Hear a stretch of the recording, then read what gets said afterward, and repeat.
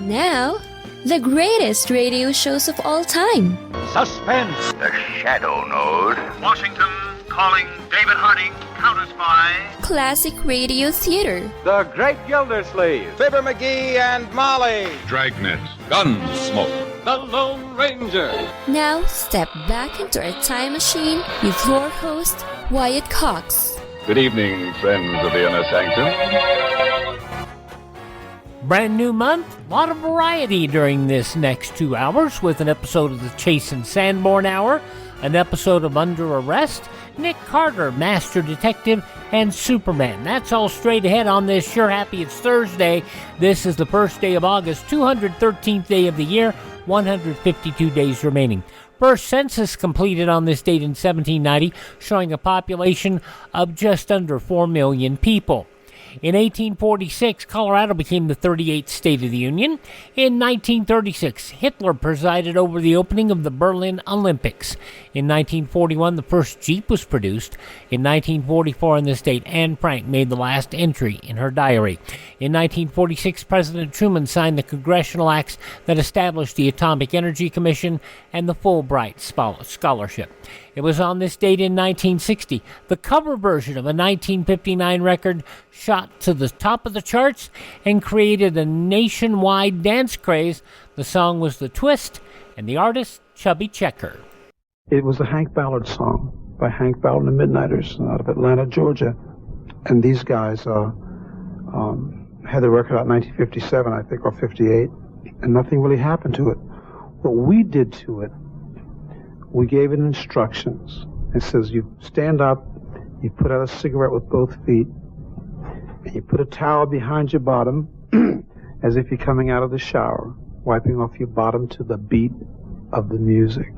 And it was just so simple. And everyone picked that up. And in those early days of the twist, many people were locked up for dancing the twist. It was sacrilegious. It still is. Nothing's changed, you know. Chubby Checker's Twist, the first song to make it to the top of the charts in 2 different runs in the modern era. In 1966, Charles Whitman killed 15 people shooting from the main building at the University of Texas at Austin before he was killed by police. He had a 6.1 sport rifle with a scope. He had a 35 Remington.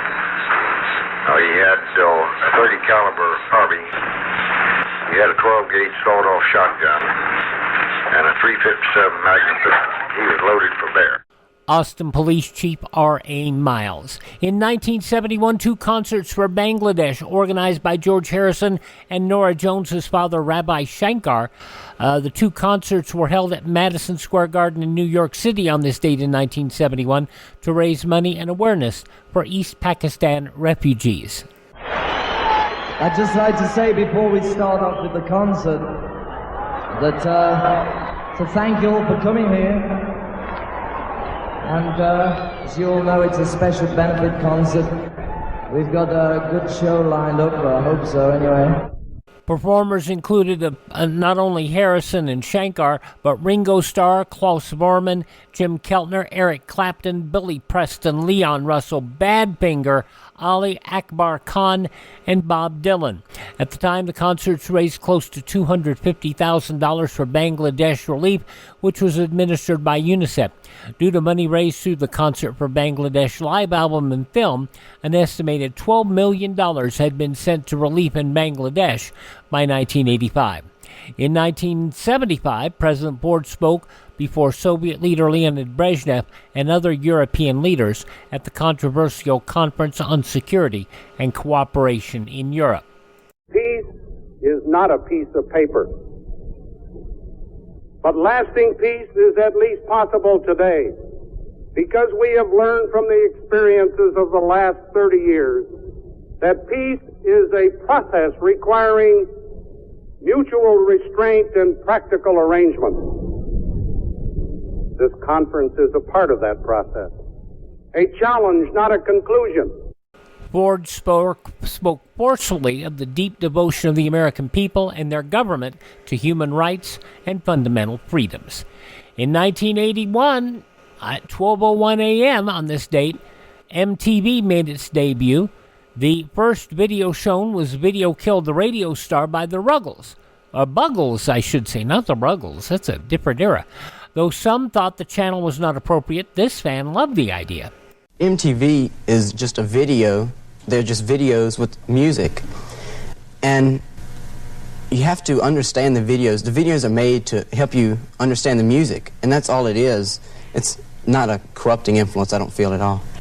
Now, if they'd just get back to doing that. Let's see, in 1988, the first nationwide syndication of Rush Limbaugh as a 2-hour radio show. It was in 1994 Michael Jackson, Lisa Marie Presley confirmed rumors they had married 11 weeks earlier. In 1995, baseball great Mickey Mantle spoke for the last time to reporters, telling them that following a liver transplant, cancer had spread from his liver to his lungs. I would like to say to the kids out there to take a good, you talk about a role model. This is a role model. Don't be like me, you know. I mean, God gave me a body, ability to play baseball, and that's what I wanted to do. Give me everything. Mantle would die 2 weeks later at the age of 63. 2001, Alabama Supreme Court Justice Roy Moore had a 2.5-ton Ten Commandments monument installed in the rotunda of the Judiciary Building, leading to a lawsuit to have it removed and his own removal from office. And in 2007, the I-35W bridge over the Mississippi River, spanning the Mississippi River in Minneapolis, collapsed during evening rush hour. Among those of note passing away on this date in history, Calamity Jane, singer Johnny Burnett, actor Strother Martin, writer Patty Chayefsky, Cilla Black, You're My World, You're My Thing, Harley Race, the 8-time NWA heavyweight champion, and one tough man, and actor Wilford Brimley, all passing away on this date. Birthdays on this date include Francis Scott Key, the Moby Dick author Herman Melville, actor-comedian Dom DeLuise, the Grateful Dead's Jerry Garcia, and Coolio, Gangster's Paradise. Hi, this is Jeff Foxworthy. It is now time for the birthday announcements. The following people are now officially older than dirt. From The Sopranos, the former entertainment director of the Riviera Hotel in Las Vegas, now long gone, or the hotel is anyway, Steve Sharip, 67 today. One of the Dudley boys, Devon Dudley, Devin Hughes' real name, the pro wrestler, turns 52 today. Vanessa from The Cosby Show, Tempest Bledsoe, is 51. Mr. Lisa Bonet, Jason Momoa from Game of Thrones and Aquaman, 45 today. And from Desperate Housewives and MTV's Teen Wolf, Max Carver is 36. Those some of the people celebrating the first day of August as their birthday. If this is your birthday, happy birthday, happy birthday, happy birthday to you.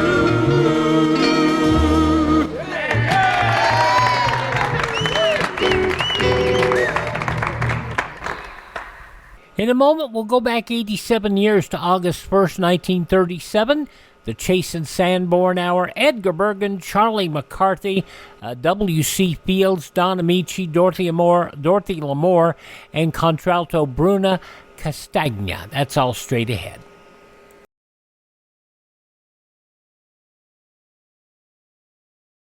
There's an issue cutting through the partisanship in Congress. It's AM radio. The overwhelming majority of legislators, Democrats and Republicans, support a bill to keep AM radio in cars. But time is running out. Text AM to 52886 and ask Congress to bring this bill to the floor for a vote now. AM radio is too important to let this moment pass us by. Message and data rates may apply. You may receive up to 4 messages a month, and you may text STOP to stop. This message furnished by the National Association of Broadcasters. All right, on this Thursday, Classic Radio Theater with Wyatt Cox, an episode of the Chase and Sanborn Hour, 87 years ago, August 1st, 1937.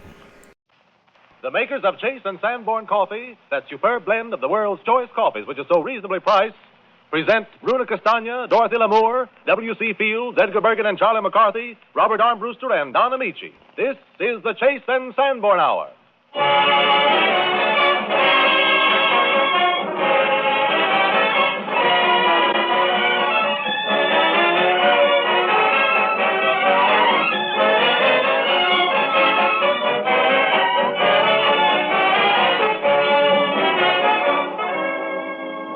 the Chase and Sanborn Hour, and this is Don Ameche greeting you for Bruna Castagna, sensational new star of the Metropolitan Opera Company, who in one season has climbed to the very top of the operatic ladder. Oh, isn't that too bad?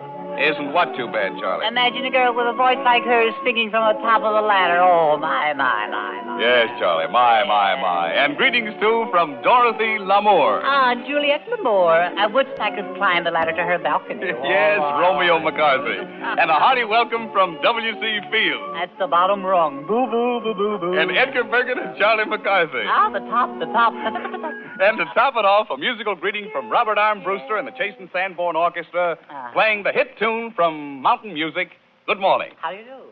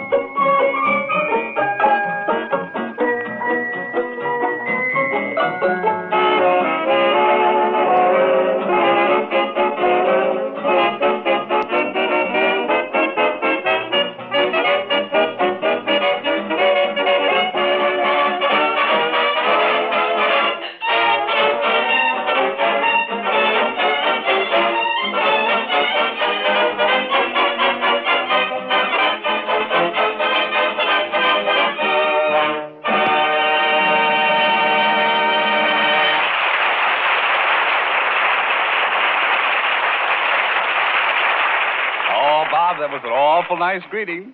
And now I think we'd better prepare a warm birthday greeting for our obstreperous little pal, Charlie McCarthy. As I remember it, Charlie was planning a surprise birthday party on himself today. Edgar, how about that party at Charlie's? Oh, yes, how that is. Well, Don, I'm afraid about Charlie's party. I'm afraid it isn't going to come off at all. Is that right, Charlie? No, it isn't, Don. Oh. It's all off. Well, why did you call it off, Charlie? Well, I'll tell you, Mr. Ameche, there's been a lot of nasty talk going around. Something about me inviting people to my birthday party just so I'd get a lot of presents. Well, you can't afford to have that kind of talk, Charlie. No, I'm not going to have anybody think that I'm small. No. No, sir. So I'm not going to give a dinner party, that's all. Oh, you're not going to give it? No. Just let them bring their presents. I see. Anyway, I haven't time for any of that small talk stuff. I'm busy with my correspondence course. Oh, so that's it? Yes. And what course is that? How to be a detective. Oh, I see. Yes. So now it's Sherlock McCarthy. That's the idea. And that's the reason for the Sherlock Holmes hat, is it? Yeah. I see. That's my two-way hat. Yes. I don't know whether I'm coming or going in it. No.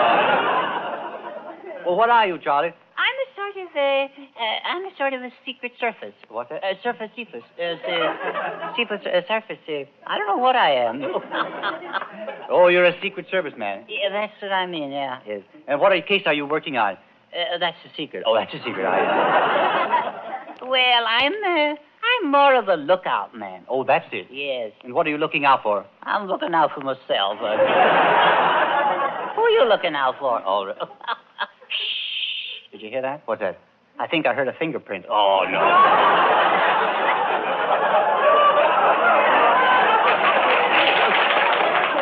Well, you certainly are on the job. Yes. Yes. How about the dogs? Oh, I got them, too. I thought so. And they're bloodhounds? I don't think they are. No? I cut my finger the other day, and one of the dogs fainted. The big one. Oh, you have two dogs. Yes. I see. Well, why two? Well, I got a big one and a little one. I see. If there's a burglar in the house, the little one wakes the big one up. I see. The big one does the rough stuff. I see. He's a bouncer. The little one is a springer. Oh, that's awful. Oh, please don't hate me for saying it. No. What an outfit. Yeah, me and my dog. Yeah. Take a slant at this book, Bergen. What's that? There are pictures here and descriptions of 20 wanted criminals. Oh, my. If I catch them, I get a reward. You mean here? Yeah. My. How much do you get, Charlie? Well, if I catch any 3, I get my $1 back that I paid for the book. Well, that's fine. Now all you have to do is go out and get them. That's all I got to do. Now, look at here, page 3. That's Babyface Willie. Mm-hmm. He picks up things that don't belong to him. Oh, I see. A kleptomaniac. Yes, he goes, yeah, that's what he is, yeah. Are you taking the course? No. Oh, I see.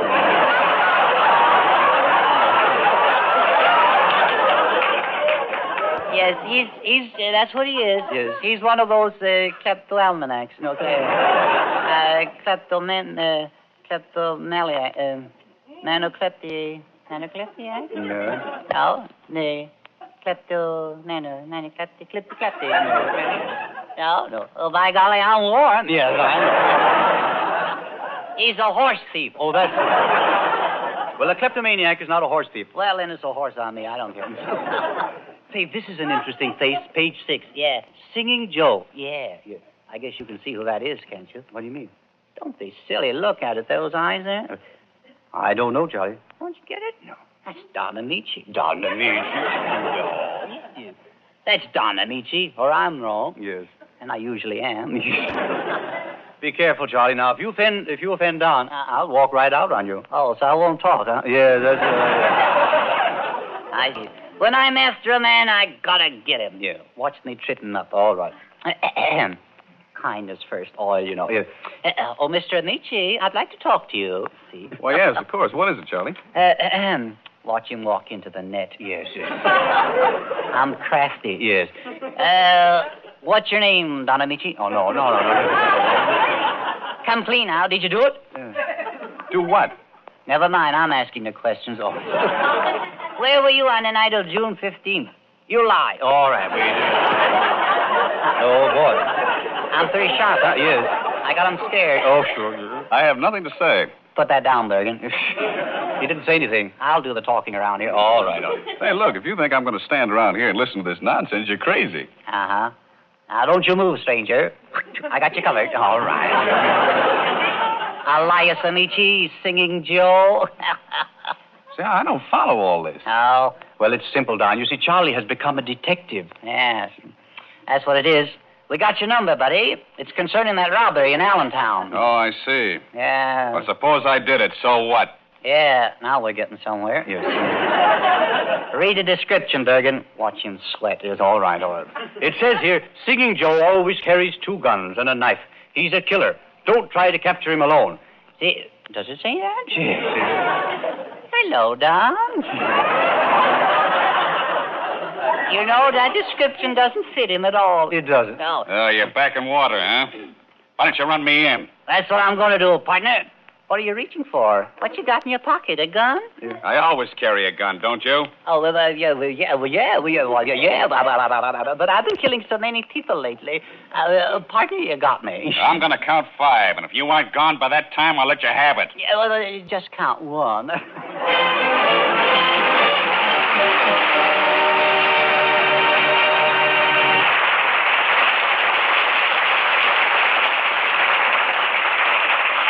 If there happens to be a real Singing Joe, I hope he understands that I was only fooling. And I hope that both he and Charlie decide to reform. But for a real clue, a clue to refreshment, this coming week offers 21 good reasons for acting on the information Carlton Cadell is ready to give you. Yes, your 3 meals a day, 7 days a week are 21 excellent reasons for knowing about Chase and Sanborn coffee. For at any meal, this rich, delicious coffee can liven up your appetite, make good food taste better, and help the meal to revive and refresh you. Yes, when you buy Chase and Sanborn coffee, you're treating yourself to extra enjoyment at every meal. For it gives you the rich, satisfying flavor of the world's choice coffees. What's more, you always get Chase and Sanborn dated coffee at the peak of its marvelous flavor. For this superb blend is rushed straight from roasting to your grocer, with the date of delivery clearly marked on every bag. That date, remember, is your guarantee of freshness and full flavor. Besides assuring freshness, dating and rapid delivery enable us to use an economical dated paper bag instead of an expensive container. And the saving on container costs goes into finer, richer, more delicious coffees. So in Chase and Sanborn dated coffee, you get higher quality and finer flavor at a very low price. Try this superb blend, hot or iced. Buy a pound from your grocer tomorrow.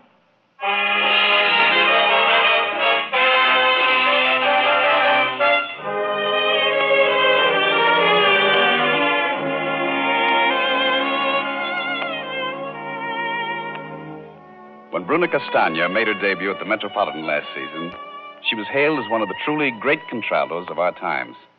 And for us, Madame Castagna sings the plaintive song from the opera Mignon. Mignon is searching for the lost land of her youth. Asks of everyone she meets, do you know where to find my beautiful country? Connais-tu le pays?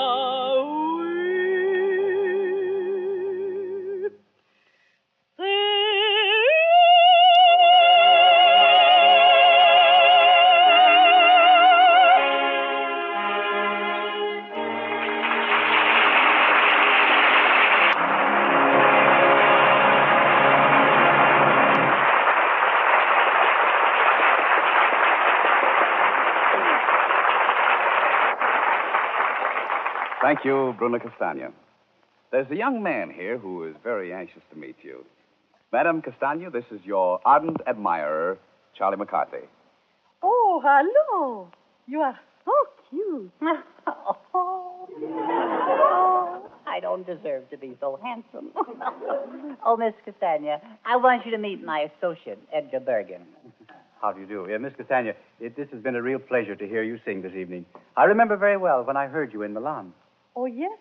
Were you at La Scala di Milano? Yes, and that was the important event of my visit in Italy. That and the Colosseum. Yeah, I remember the Colosseum. We did 4 a day there. Worked like dogs. No, Charlie, that's the Colosseum in London. Oh, is it there now? No. The Colosseum in London has always been there. Oh, I misunderstood you. I thought you said it was in Rome. Oh, well, now, all right. Oh, Miss Castagna, I heard you sing Thursday night in the Hollywood Bowl. It was splendid. It was terrific. Tremendous. It was Coliseum. Oh, well, back to that again. Oh, thank you. I enjoyed singing under the stars. Yes. Such a lovely audience. Yes, they are nice, aren't they? I sang at the Bowl 2 weeks ago. Did you really? You sang at the Hollywood Bowl? Oh, yes, indeed. It was a community sing. I even did a solo. Oh, a solo in a community sing? Yes. Oh, no, it does not sound right. Yeah. Well, as a matter of fact, it wasn't. All the others finished together, but you know how I am. Once I get started, there's no stopping me. I'm so emotional. All right. Let me hear you sing, Charlie. No, please. Oh, yes, go ahead. Oh, not here, no. Oh, yes, I want to hear you sing. Well, if you coax me, Oh, please, let me hear you sing. Yes. All right, Okay. All right, I will. Oh, I'm just putty in your hands.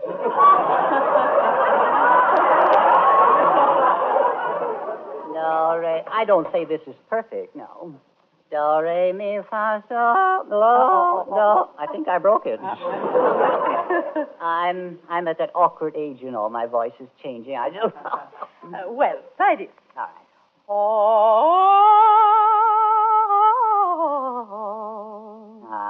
Well, now that's all right, too. Yes. No, Charlie. You were flaked. Yeah? Well, I wasn't more than a half a note off, was I? Oh, a half note is enough. Well, that's what you got. What are you complaining about? Miss Castagna, frankly, what do you think of Charlie's voice? Well, Mr. Ameche, I have heard lots of singing, but never anything tanto male. Oh. Yeah, he's really San Domali, isn't he? Yeah. Oh. All right. Now break it up. Yeah. Did she say my voice was uncanny?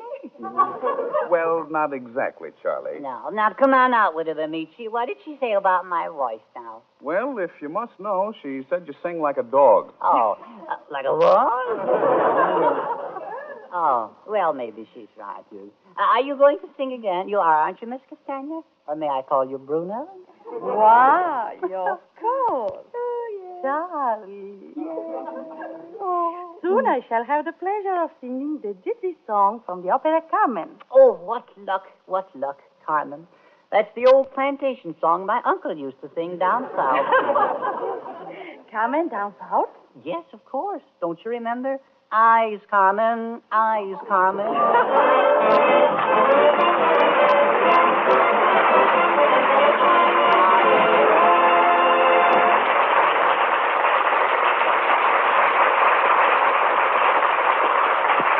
While Madame Castagna tries to recover from Charlie's vocal outbursts, Robert Armbruster and the Chase and Sanborn Orchestra play a group of melodies by that master of rhythm, Cole Porter.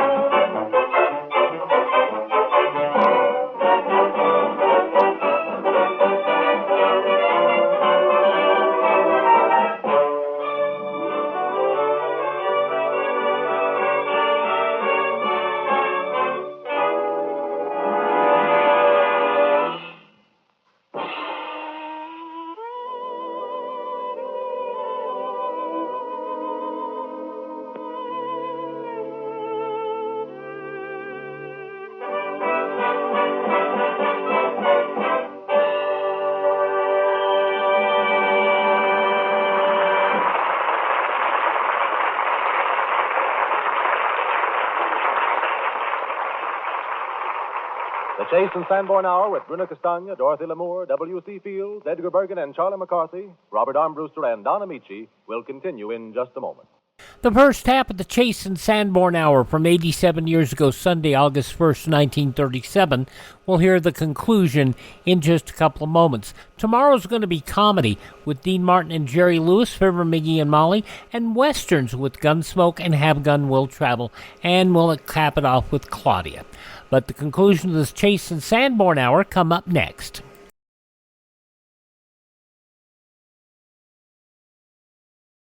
Friends, this is Bob Hope. If an atom bomb were to hit your home city, would you know what to do? Remember, one explosion of an atom bomb could kill 75,000 and maim 100,000. This is only one kind of a disaster which could strike. In addition to many forms of enemy action, there are the dangers of fire, flood, earthquake, and traffic. Knowing what to do before, during, and after a disaster can improve your chances of survival. There is something you can do and do now. You can learn a pattern of survival. Your local Office of Civil Defense is ready to help. Persuade your club, your church, your friends, and your neighbors to help to learn to live. Remember, this is the atomic age. No one can escape its hazards, but everyone can prepare. Listen carefully. What you are about to hear can save your life. Do you know the siren signal in case of atomic attack? Do you know how to find shelter? Do you know how to give first aid? Do you know what will be done for your safety? For further details, consult your local Office of Civil Defense. I'm Wyatt Cox. Classic Radio Theater continues now with the conclusion of the Chase and Sanborn Hour from 87 years ago, August 1st, 1937. The streamlined Dragon Man rushes into view. His nostrils snort smoke. His mouth emits flames. He roars and bellows. He rants and raves. Men, women, and children dash madly in all directions to greet him, for his explosions are as harmless as a toy pop gun. Pop, pop, it's W.C. Fields.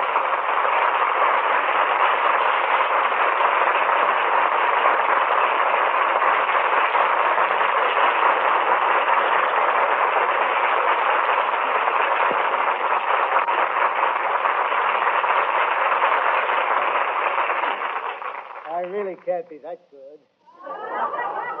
Well, how you feeling, B? Bill? Did you say Beak or Bill, Don? No, I said Bill. How you feeling?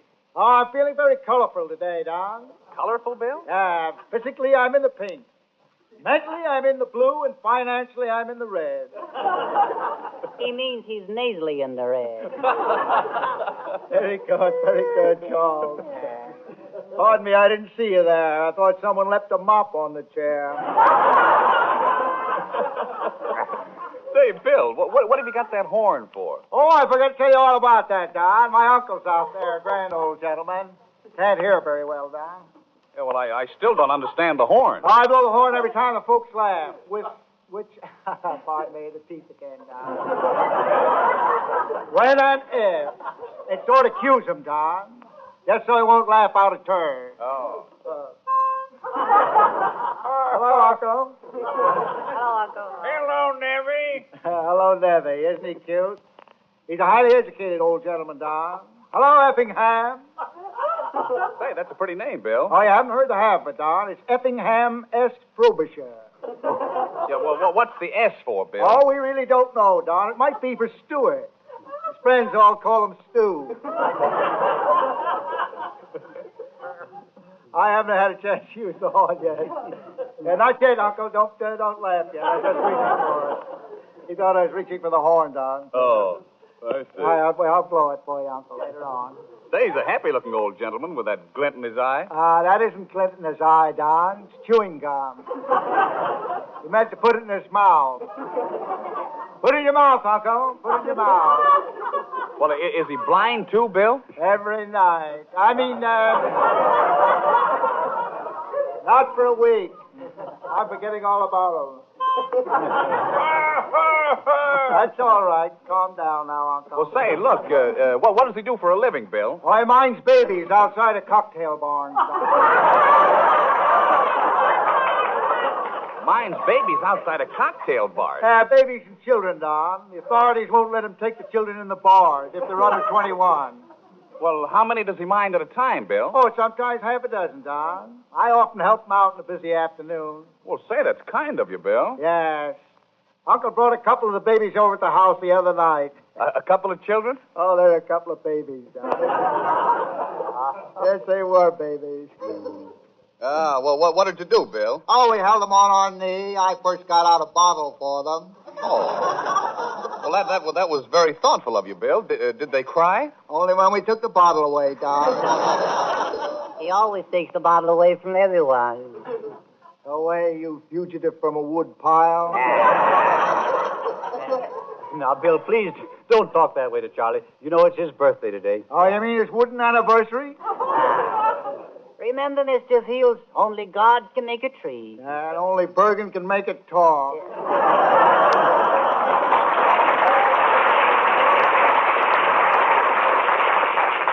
You take that down. Yeah. Charles, you're becoming an old tease, a nag. Okay, Doc, nag. Oh, excuse me, Okay, Bill. Yeah, all right. excuse me. Speaking of nags, Bill, were you down at Bing Crosby's racetrack again? Yes. But I'm not going down there again, make a fool out of myself next week. Why, Bill? The track closed yesterday. Yeah, it certainly is. Certainly is. That isn't the right question, but go ahead anyway. Look, Bill, did Bing straighten out that honorary steward situation? Temporarily, Don. You know what happened yesterday? No, what, Bill? Bing offered to take my picture with the winning horse. Oh, well, that was swell. Just as the camera snapped, the horse turned his back to the lens. I should have known when he switched his tail in my face that he wasn't posing properly. Well, how did this picture develop, Bill, with the horse's back to the camera? Oh, it was terrible. When they showed the picture, one of the women said, "Look at those two horses. One hasn't a tail." Said he looks like a Manx cat. Let's forget about horses, Bill. All right. Say, I suppose being a sportsman, you know that today the hunting season opens up. Oh, I know, Don. I'm polishing up my guns and getting ready. I expect to shoot a half a dozen moose this year. Oh, that's right. You shoot moose every year, don't you, Bill? Oh, yes, Don. I was trying my powder this morning. Face powder, Mr. Fields? Face powder? Yeah, face powder. He thinks to kill moose with face powder. What a sap. Well, how can you kill a moose with face powder, Mr. Fields? I'll explain the whole thing to you, Charles, dear. I wish you would, yes. You fill the powder puff with face powder and then throw it at the moose. Oh. That knocks him down. Then you beat his brains out with a cream puff. You really want to know the truth, don't you? Yes. Then you put a little salt on his tail, and that completes the trick. Uh-huh. Where's that kid come from? Cucamonga? Well, you know, I always thought you caught him in a trap, Mr. Fields. I catched him in a trap. Moose in a trap? Yes, I do. Yes, I do. Oh, you're not thinking of mouse by any chance, are you? Yeah, yeah.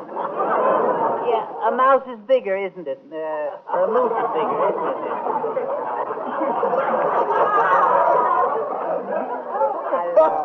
I think the moose is slightly larger, Charles. The tail is about the same size, but the nose is larger. Oh. Are you a moose, Mr. Fields? No, Charles. They blackballed me. However, I am a member in very good standing in the Women's Christian Temperance Union. I know. A moose is a thing that carries a hat rack on its head, isn't it? I know what they are. Yeah. Very funny, Charles. And a whisper 'em under his chin.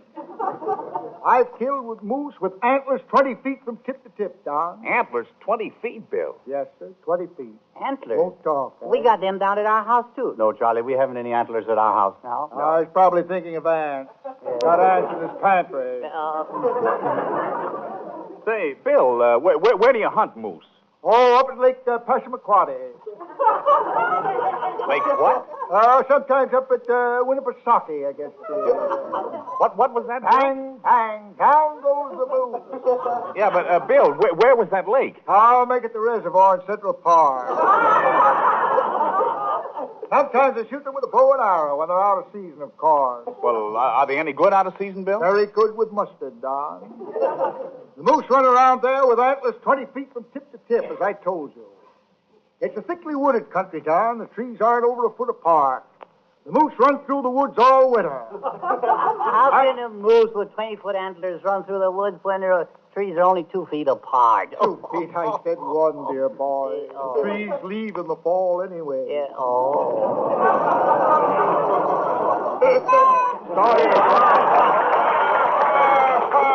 That's very fine. Suppose you don't shoot a moose, Mr. Fields, then what? Oh, we hunters always take it very philosophically, Charles. We believe in the old adage, no moose is good moose. Say, Bill, I'd like to join you in a moose hunt sometime. Oh, you're always welcome at the old cabin, Don. The latch key is out, and the moose hangs high.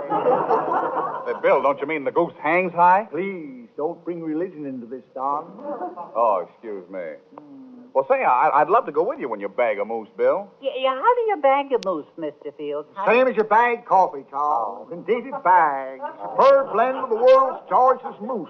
Bill, wait a minute. Chase and Sanborn is the moose for the money. The moose for your money.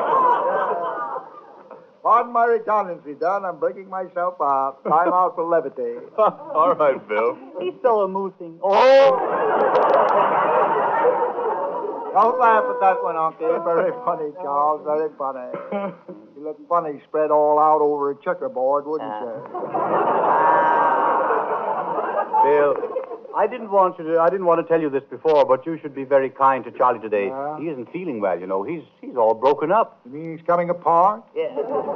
No, he needs a doctor, Bill. My brother could take care of him, Edgar. Oh? Is your brother a doctor, Mr. Fields? No, he's a wood turner, my little prickly pear. Oh, but seriously, Bill, I'm thinking of sending Charlie to a camp. He just came from a lumber camp, didn't he? I understand he got a jam up there, log jam. I'm getting too ridiculous for words. Yes, but Bill, considering your experience with medicine, you know... Oh, yes, Dr. Doctor. Yes, go ahead. I'd like to ask you a few questions about Charlie's condition. I'm seriously worried. Do you know, Bill, Charlie hasn't grown an inch in the last 3 years. Is that so? Not growing, eh? Maybe you're not using the right kind of fertilizer. Wow. Say, look, Bill, Charlie does look bad, and he's got a great big bump on his head. Oh, let me see. That's no bump. Looks more like an egg. The woodpeckers have been nesting in his wig again. Mr. Fields, I'd like to see your nose scrambled in an egg. It'd make a wonderful tomato omelet. Sensational, Charles. Sensational. Go here, I'll bend you into a hoop and wheel you out. What else is wrong with that fence post, Edgar? Well, you know, Charlie's teeth hurt him, and his skin is giving him a lot of trouble lately, Bill. In fact, I think his skin is worse than his teeth. As I've always contended, his bark is worse than his bite.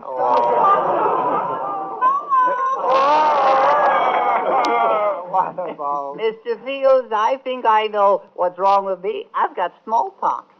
Keep away from me. Yeah, but look at my hands. Yeah, Bill, look at his hands. That isn't smallpox. That's a portion of his arms hewn out of an old cribbage board. Let's go, Uncle. All right, Uncle. Thank you, Bill. Thank you, Uncle Effingham S. Frobisher. Thank you, Edgar and Charlie. And thank you very much, W.C. Fields.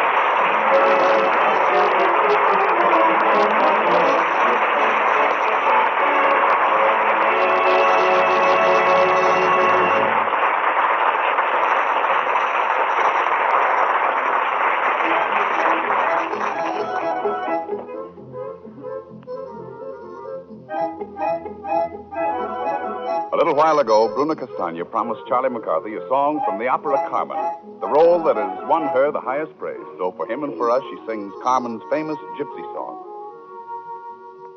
L'étrangle de sistre avec un éclat métallique, et sur cette étrange musique, les ringards lassent le fer. Tambour des bascales et leurs traits, et les guitares forcenées, grinçaient sous des mains obstinées, même chansons, même refrains, même chansons, même refrains.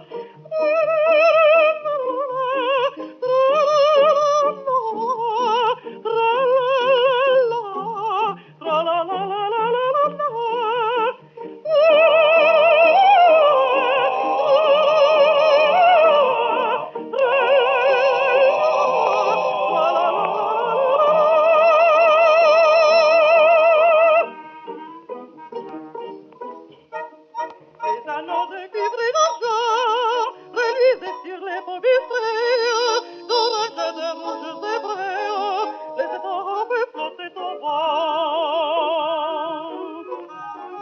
La danse chante mariée, la danse chante mariée, d'abord indécise et timide, plus vive instruite et plus rapide, c'est la montée, montée, montée, montée.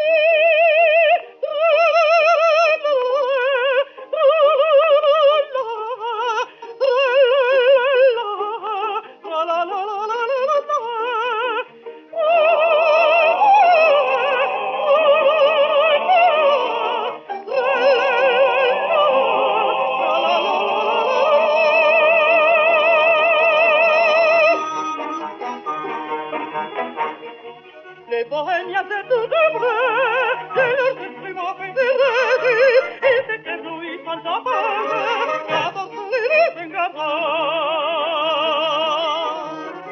Pour le rythme de la chanson, pour le rythme de la chanson, ardente folle enfiévrée, elle se laissait enivrer, emporter par les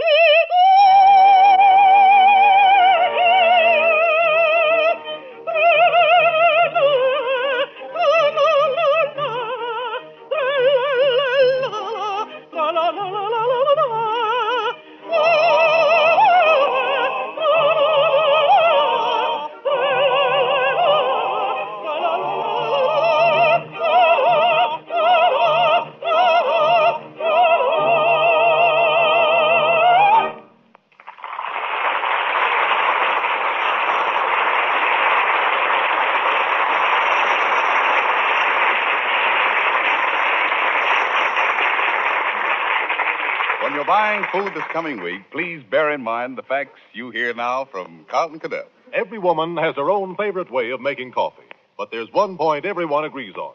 If you want your coffee to taste rich and delicious, it's important to start with a blend that gives you plenty of full, mellow goodness. When a coffee has flavor like that, it's sure to win more and more friends. So please remember this. In recent years, the blend that has won the largest number of new friends is Chase and Sanborn coffee. As you know, Chase and Sanborn dated coffee is a superb blend of the world's choice coffees, guaranteed fresh and full-flavored by our dating plan and rapid delivery system. Besides assuring freshness, dating and rapid delivery make expensive containers needless. Instead, we pack Chase and Sanborn dated coffee in an economical dated paper bag, and the money we save on container costs is used to give you choicer, richer, higher quality coffees. So you get a finer blend at a very low price. Try Chase and Sanborn dated coffee, hot or iced. Buy a pound from your grocer tomorrow.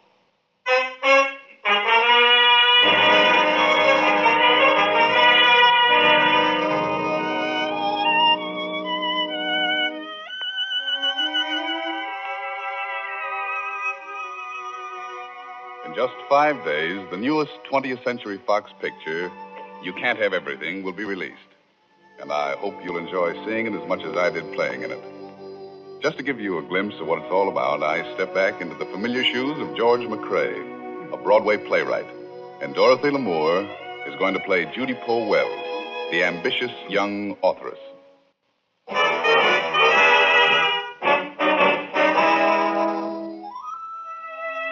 You Can't Have Everything, with Don Ameche in his picture role of George McCrae and Dorothy Lamour as Judy. The scene is a small Italian restaurant in New York. In one of the booths sits George McCrae, drinking highballs and celebrating the sale of his latest musical comedy. For some time, he has been watching a girl in the booth opposite him, and now he leans forward to hear her talk with the proprietor. Mr. Romano, have you a cigarette? Sure. Here is one, madame. And a match, please? See. Anything else? Yes.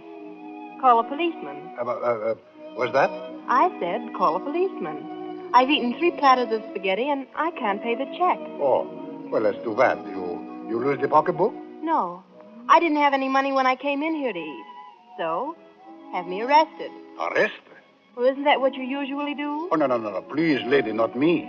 Well, Can I work off what I owe you? Wash the dishes, scrub the floor? Oh, wait a minute, Romano. I'll take care of this. No, please. Thank you just the same, but I got myself into this, and I'll get myself out of it. Well, what are you going to do, huh? You won't let me pay? Wait a minute. I've got it. Entertainment. That's what we need. Say, I'll bet you can dance, huh? No, but I can sing. Oh, great. The little lady sings. Hey, Tony, here's another tetrazzini. Well, maybe you sing opera, madame? Aida, La Tosca? I'm afraid it'll have to be something a little more popular. Oh, well, here, take a look at this music. Surely there's something here. There, I know that one. Okay, Tony, number 14. Okay. Boy, was this an inspiration. All right, young lady, now sing for your supper. You can have everything. Be satisfied with the little you may get. You can have everything. Don't envy neighbors and the fortunes that they get. Live and laugh and listen. Don't be greedy. Help the needy and you've got to get lucky, yes indeedy. Poor man, rich man, beggar or king. Just can't have everything. So thank your stars above for a song in your heart, a penny in your pocket, and someone in your arms to love. You can't have everything. Be satisfied with the little you may get. You can't have everything. Don't envy neighbors and the fortunes that they get. Live and laugh and listen. Don't be greedy. Help the needy and you've got to get lucky. Got to get lucky. Got to get lucky. Yes, indeedy. Poor man, rich man, beggar or king. You just can't have everything. So thank your stars above for a song in your heart, a penny in your pocket, a penny in your pocket, a penny in your pocket, and someone in your arms to love.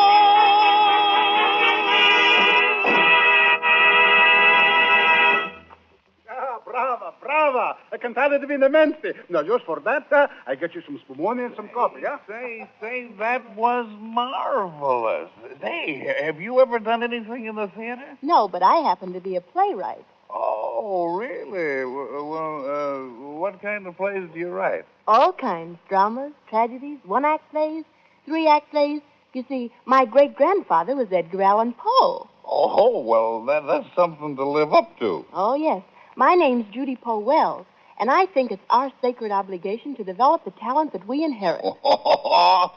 That's tough on me. I had a grandmother who was a fan dancer in the Civil War. Oh, please be serious. You know, I feel that the public is ripe for mature drama. Well, I don't know. Have you seen the biggest hit in town? George McCrae's Swingin' Sister? Oh, the usual George McCrae tripe. My plays are fraught with social significance. Oh. Have you ever sent them to Sam Gordon, the producer? Yes, he's rejected them so far. But I sent him one yesterday called North Winds. It deals with the vital problems that confront womanhood in the frozen north. By the way, what do you do? I? Well, nothing you'd think very much of.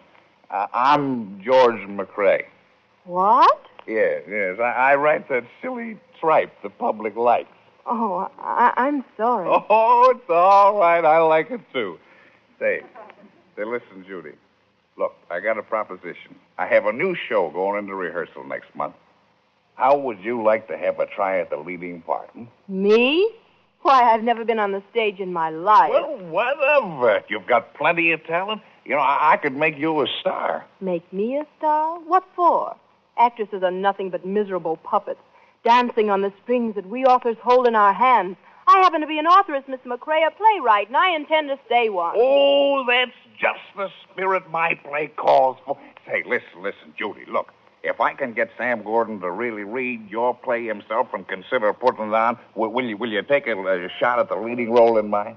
consider putting on my play? All you have to do is try it. And I'll get to work on Sam right away. Now, no, what do you say, huh? Well, of course I do want to see North Winds produced. It has such a vital theme, but... All right, Mr. McCrae, I'll try it. Oh, swell. Sunny Days with Judy Powell. Boy, that's going to look great in light. That this could never be. It's the thought of losing you that makes me so afraid to dream. Oh, darling, I just want to tell you how much I appreciate all you've done for me. Why, John, it's nothing I wouldn't have done for anyone else. Hold it. Now listen, Judy, you're playing the whole scene too coldly. You're supposed to be falling in love with Bobby. Oh, I'm sorry, George, but I told you it wouldn't work. I'm not an actress, and I don't want to be one. Oh, now look here, Judy, you can't quit now. Sam Gordon has $100,000 in this show. Why, look, if he loses it, he won't be able to produce North Winds for you. Come on. We'll start with a song, and I'll play Bobby's part in the scene that follows it. Okay, orchestra. And don't forget the kiss at the end, Judy. Look out, I may surprise you.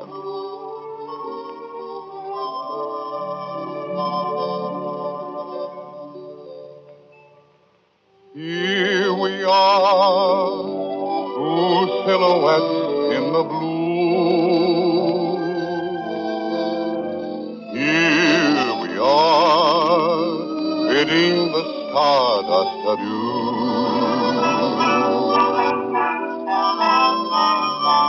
Soon you'll be lost in the glory of dreams.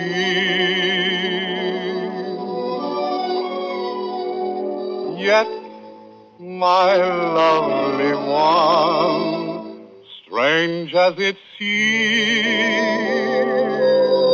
I'm afraid to dream, afraid that you may not be there, afraid to dream, without you it would seem so bare. With open arms I call to you, I want you, dear, just as I reach for you. Why do you disappear? Afraid to dream, I'll see you there with someone new. Afraid to find another one caressing you. Although you promised me that this could never be, it's the thought of losing you that makes me so afraid to dream.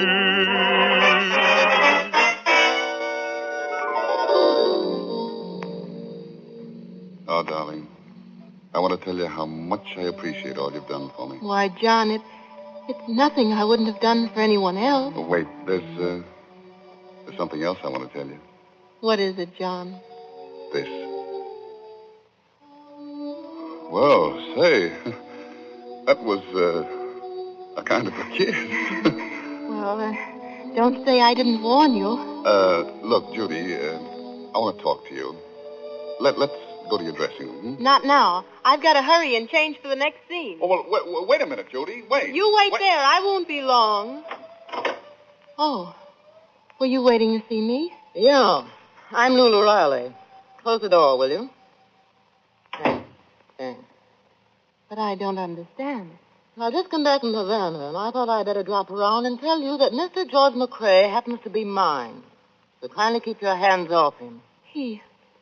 I don't believe you. No? Well, take a look at these cables he sent me while I was away. Love, George. Can't wait to see you. Somebody loving you passionately.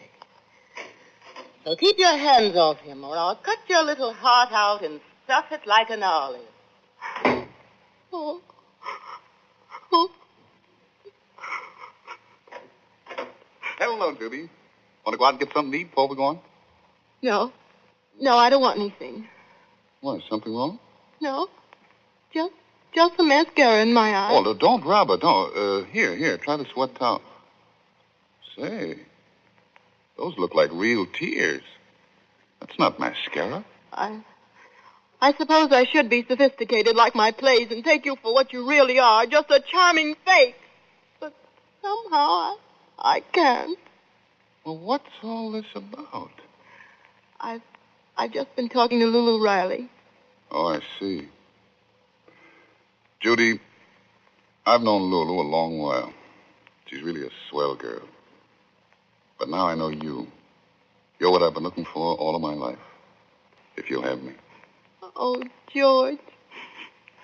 Why didn't you say so before? Professional pride, I guess. I'm a playwright, too, you know. I was trying to think of a new way to say it. No, it's new to me. Tell me again. I'm completely, utterly, ridiculously mad about you. Oh, I'm so happy. Here, kiss me quick, will you? Well, George. Oh, hello, Lulu. I've been looking all over for you. Sam Gordon tells me that you didn't even have the decency to write those cablegrams yourself. He wrote them for you. Now, Lulu, Hey, what do you take me for? You know you just can't make entrances and exits in my life. Now, listen, Lulu. I'm going to be frank with you. I think we ought to call it quits. Please, George, let's not. Wait, Judy. I'd better settle this right now. Lulu, I happen to be in love with Judy. Well, that's going to be just too bad. Oh, I'm sorry you feel that way, but after all, this is a free country. Yes, and there's still a few laws. Meaning what? Marriage laws. You married me. George. What? Yes. That night in New Haven, the night you were too drunk to remember. You even spilled ink all over yourself at the license bureau. So that's how I got that ink on that gray suit. You married her? Here's the marriage license. Let me see it. Oh, no, you don't get your hands on it, my darling husband. Listen, Judy, I swear I didn't know. Oh, it doesn't matter. It doesn't matter. Well, she had to know sometime. George, I can't go on with the show. I'm sorry, but I can't. I just can't. Judy, come back here. Come back, Judy.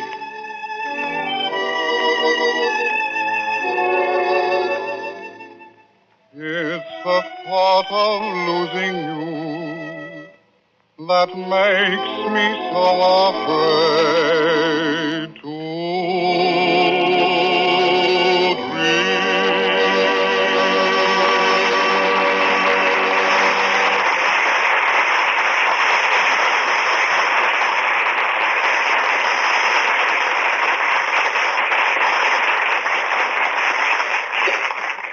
Just a minute, Mr. Ameche. I'd like to ask you a question. Why? What's on your mind, Charlie? How could you marry a girl like Lulu with Judy hanging around, especially when it's Dorothy Lamour who plays the part? Oh, but Charlie, this was just picture. And Dorothy was only playing the character of Judy in this preview. Oh, well, how did the whole thing come out, Mr. Ameche? Well, Charlie, you'll have to see the picture to find out how it really ends. Oh, I will. Well, I've got a great finish, Mr. Ameche. Yeah? You shoot Lulu and marry Judy. Say, that's a great idea, Charlie. I'll tell Darryl Zanuck about that. Would you? And remember when you tell him it's my idea, see? Yeah? I expect to get paid for it, you know. Well, how much are you asking? Oh, pal Joe. I'm asking $10,000. Whoa! Well, I'll settle for a sawbuck. Well... How about a pass to the show? Well, I'll see if it can be fixed up for you, Charlie. Yeah. But just to give you an idea of how this picture does end, Dorothy and I are going to sing another of the songs.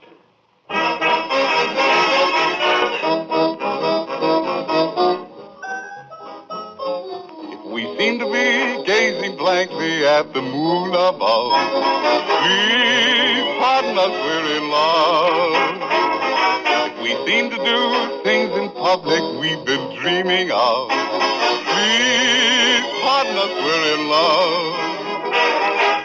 We seem sort of kind of lackadaisical. It's 'cause we feel love, honor, and obey the girl. If we're holding hands and stop to kiss on the busy thoroughfare, and if the way we stare seems to get in your hair, excuse me, please, partner, we're in love.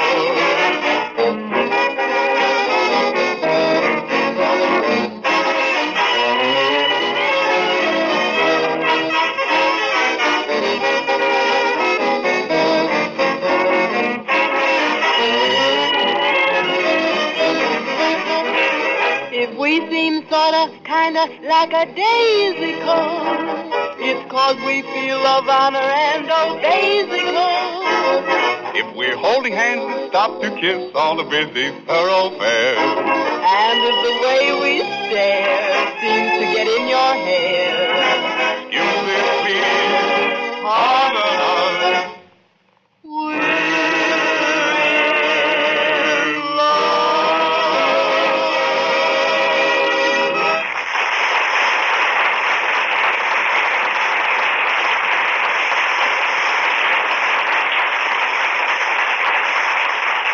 There always must be an au revoir. I'm saying it now for our guest, Bruna Castagna, and for all of our old friends. Next week, another good friend joins our regular company, and we're all getting ready a big welcome for Nelson Eddy. Uh-oh, Nelson Eddy, huh? What a man, what a voice, oh boy. Something to look forward to, Charlie? You said it, Don. Will we initiate him, huh? Oh boy, I'll bring him on. That's just what we're doing, Charlie, next week, and we're mighty happy about it. Next week, too, we will have Wendy Berry as our dramatic guest. And may I say to those of you who have listened to this broadcast that this hour with you is made possible by your purchase of Chase and Sanborn dated coffee. Such purchases are the finest way of telling us that you enjoy our show. We'll be looking forward to meeting you again, so until next Sunday at the same time, this is Don Ameche saying au revoir.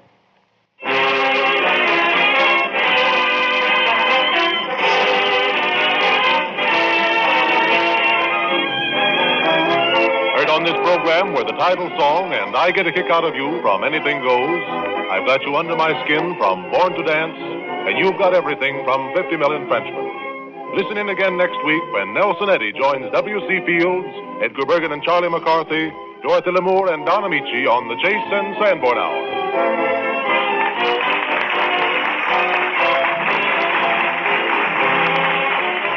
This is the National Broadcasting Company. 87 years ago, August 1st, 1937, the Chase and Sanborn Hour here on Classic Radio Theater with Wyatt Cox. Coming up next, we'll get to some crime with Under Arrest.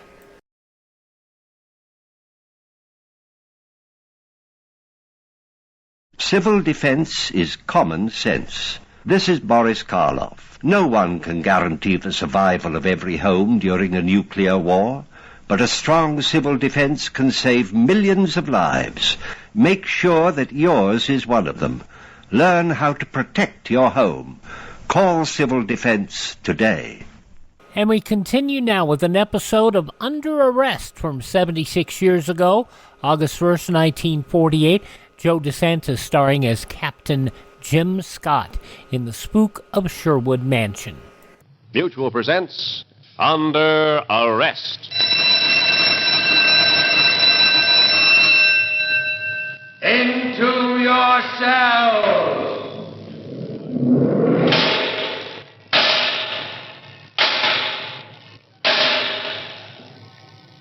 Criminals behind bars. Under Arrest. The story of Police Captain Jim Scott's fight against crime.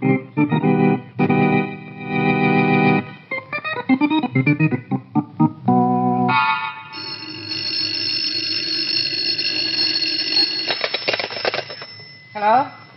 Susan Webb speaking. Miss Webb, this is Janet Sherwood. Oh. Oh, yes, Miss Sherwood. I feel a little foolish, but I'd like to ask you a favor. Do what I can. It's something I don't want to talk to the police about. They've been so kind, and they've really done everything. Has something new happened? I mean, has there been another ghost? It's the same one, I think. Oh, I know it sounds as though I'm imagining things, but if you heard the same things I hear, and if you saw the same things I see, well, what I mean is, would you spend the night at my house tonight, Miss Webb? I think you've got a very good idea there. In fact, I'd love to.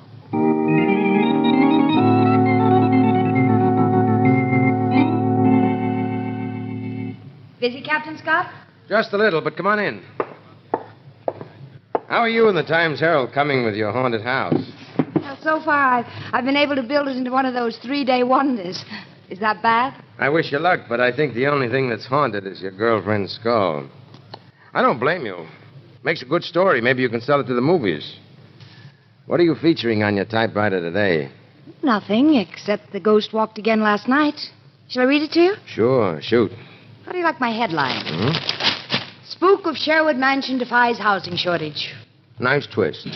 Thanks. Invisible intruder beats rent gougers again.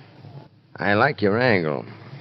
Janet Sherwood, whose parents, Mr. and Mrs. Douglas E. Sherwood, are vacationing in Europe, reports second visitation from unseen spirit at Old Sherwood Mansion on Madison Avenue. Disorder in library suggests literary leanings in supernatural snooper, but the police find nothing missing. Mighty decent of you to mention us policemen, Miss Webb. Mighty decent. You think Janet Sherwood is just a crackpot, don't you? I think she's a highly imaginative young lady who shouldn't live in that big barn of a house all by herself. She ought to take a room in a hotel till her father and mother get back. You may be right, but I've got news for you. What's that? I'm spending the night with her tonight. Well, I hope you have fun, but I'm afraid it'll be pretty dull. You don't believe her story at all. I think Miss Sherwood reads too many ghost stories. Maybe she even walks in her sleep. I sent a couple of men over there, and they couldn't find anything. But how about the library? Didn't they see the way the books were all pulled out? Maybe she pulled them out herself and forgot all about it. All I know is there's no evidence of robbery. Nothing's been beat up or murdered, so what are we supposed to do? Sit up all night and hold Miss Sherwood's hand? That's what I'm going to do tonight. You'll do anything for a story, won't you? It's one way of making a living. All right. I'll tell the patrolman on the beat to keep an eye on the place.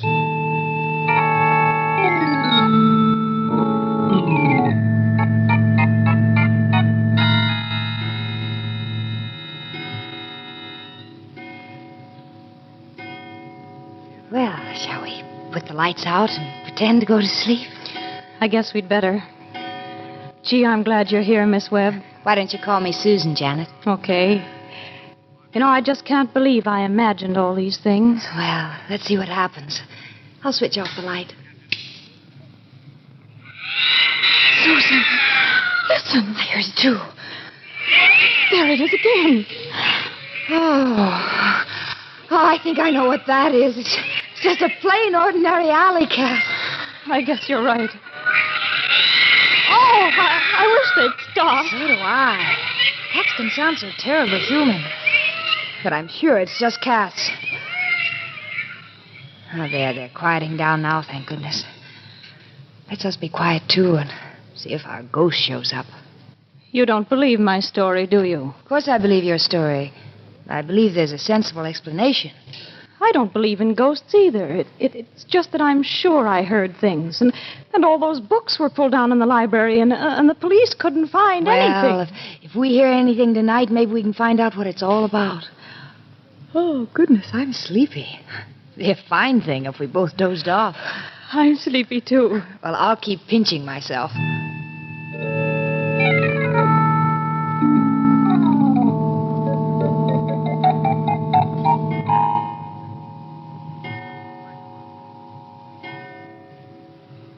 Susan. Yes? Did you hear anything? I'm not sure. Listen. There. I'm sure I heard something that time. What did it sound like? I don't know. It was like someone moving around down in the library. I guess the only thing to do is to go down and look. Should we call the police? Oh, we haven't much to go on. We might look pretty foolish. I guess you're right. Come on. We'll sneak down in the dark, very quietly. There! What was that? I don't know. Look. Someone's using a flashlight. Yes, but they just turned it off. Listen to that! Oh, what shall we do?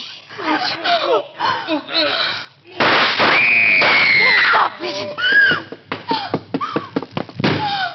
Whoever this is gone. Where's the light switch? Right here.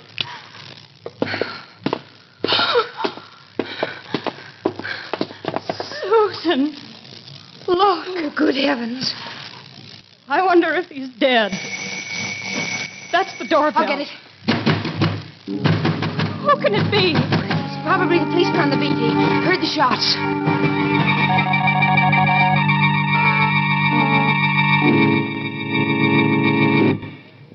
Well, what do you make of it, Jim?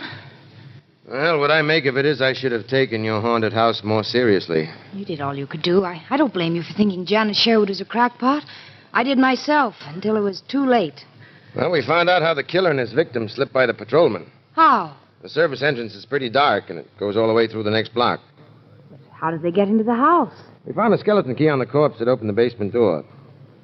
But here's the funny thing. We also found that one of the basement windows had been jimmied, and we definitely know it hadn't been jimmied when we checked up before the murder. What do you make of that? Looks like the victim knew his way around and went in alone. Well, then the victim was the ghost. Yeah. The other guy must have followed him and didn't have a key and had to use the window. Any ideas on motive? No.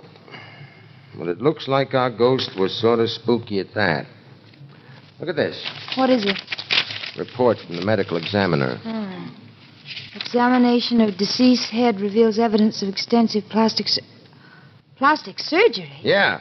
Had his face lifted. What about his fingerprints? Nothing on the records. Well, that's funny. You'd think if he'd had his face lifted, he'd be hiding from somebody. And if he's hiding, he must have a police record. Police isn't the only thing you hide from. Well, what was he after? What was he looking for? There never was anything missing. Yeah. I think I'll have another talk with Janet Sherwood. You don't want to come along, do you? What do you think?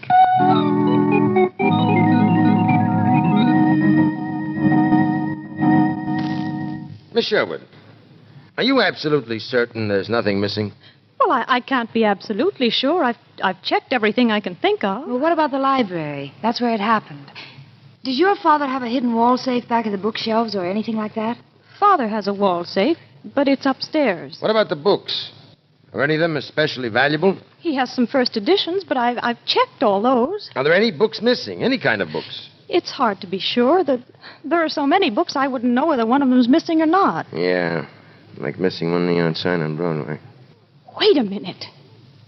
There's one book I never thought of. I just this minute remembered it. What's the book? You remember it, Susan. I brought it home from the office last night. You were kidding me about it. You mean that book about the haunted house? Yes. I've been too nervous to read it ever since I started hearing these noises. I left it at the office, and then last night I brought it home. Why did you decide to bring it home? Well, all the people at the office read the newspaper stories about my haunted house, and when they saw a book about a haunted house on my desk, they accused me of making up the story. Is it missing? I don't know. But I'm sure I left it right on top of the desk in the library. Let's look. Huh? It's not there. Maybe you put it somewhere else. No, I'm positive. That's where it was when you saw it. Do you remember? Oh, yes. Yes, that's right. What was the name of the book? It was L'Invité Invisible. Huh? It was translated from the French. The Unseen Guest by Émile Bonnard. Oh, yeah. Is it your own book? Yes, I just bought it a few days ago. Before you heard the noises in the house or after? Just before. How did you happen to buy a book like that? Well, I always liked ghost stories, and until this happened. Where did you buy it? I saw it in the window of a little second-hand bookshop. What shop? In a little place on 15th Street. Had you ever been in there before? No. That's why he asked me for my name and address. He said he'd put me on his mailing list. Was that his idea or yours? Well, it was his. You say it was a little place. Do you mean it was really small? Well, the shop was small, but it was packed with books. Just one man run it? Yes. He was a curious little man. I'd like to meet him. Maybe you'll introduce me to him. Why, sure. Anytime. How about right now?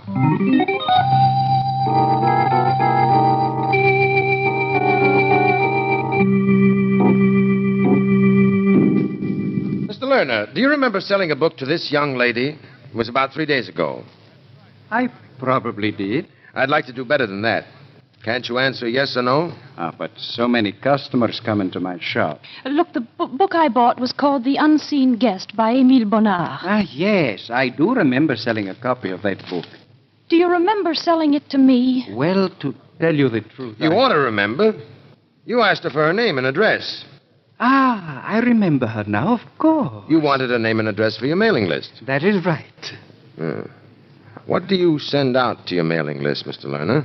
Oh, little booklets, announcements of different books we get.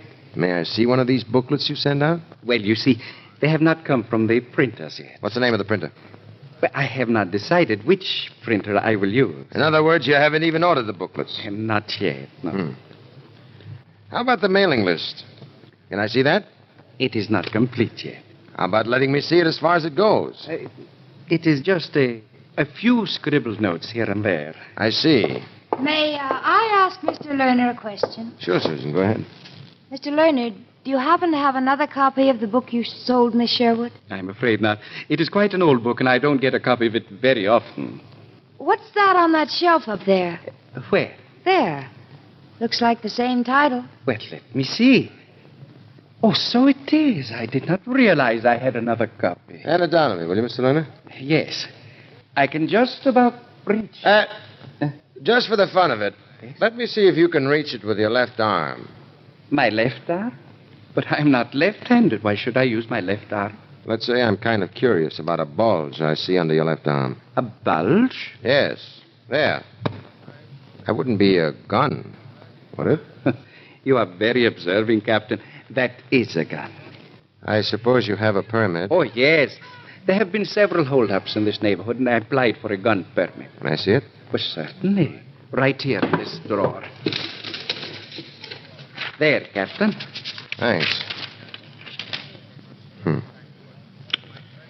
Okay, Mr. Lerner. I'm glad you have this permit. Of course. Otherwise, I would not have the gun. Let me have a look at your gun, Mr. Lerner. Very well. There.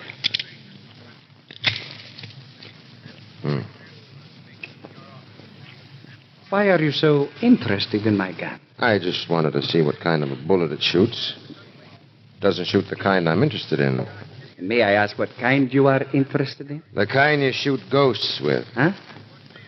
You don't happen to have another gun, do you? Oh, no. Only this one. Okay. Put it away. Now, let's see that book. I did not realize I had this copy. Wait a minute. Where's your wrapping paper? Wrapping paper? Here it is, Jim. Yeah. Here. Put the book on this. You wish to buy it? No. I'll just borrow it. I have a friend who'd like to read it. He's an expert. An expert on thumbprints.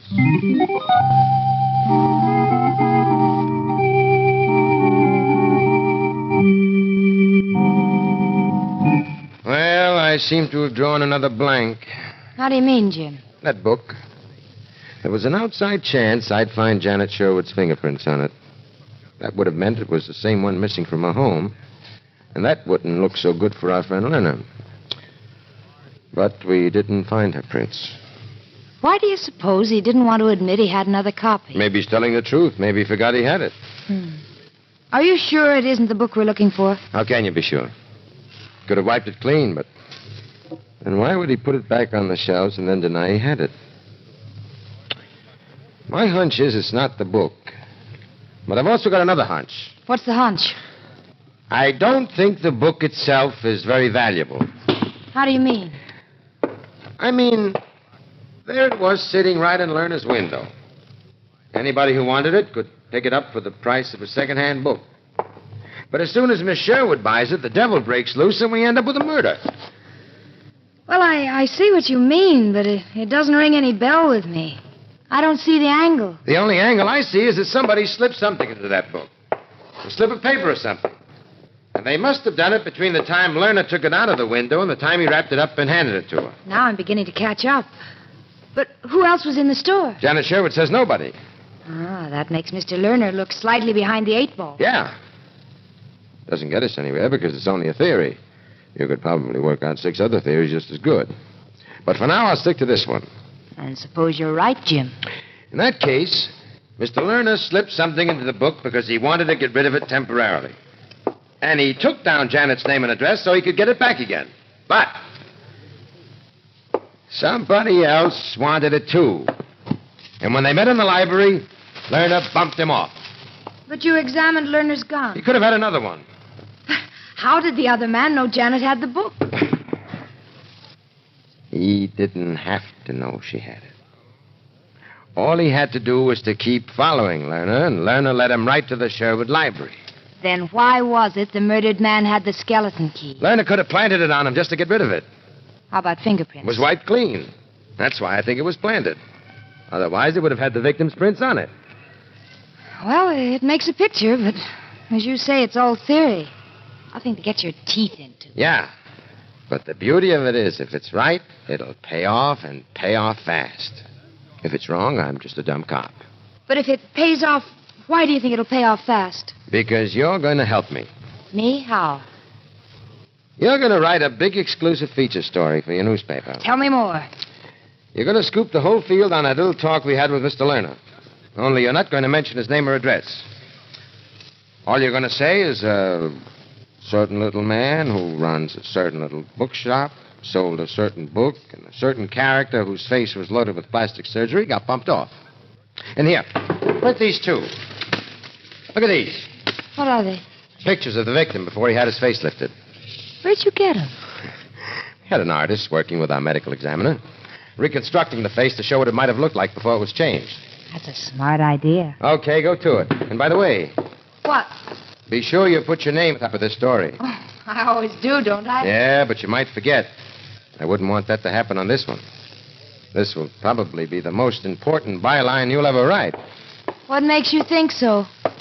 I have an idea somebody's going to ask you for the name and address of the little bookshop. And if they do, you give it to them. But don't let him get out of your sight.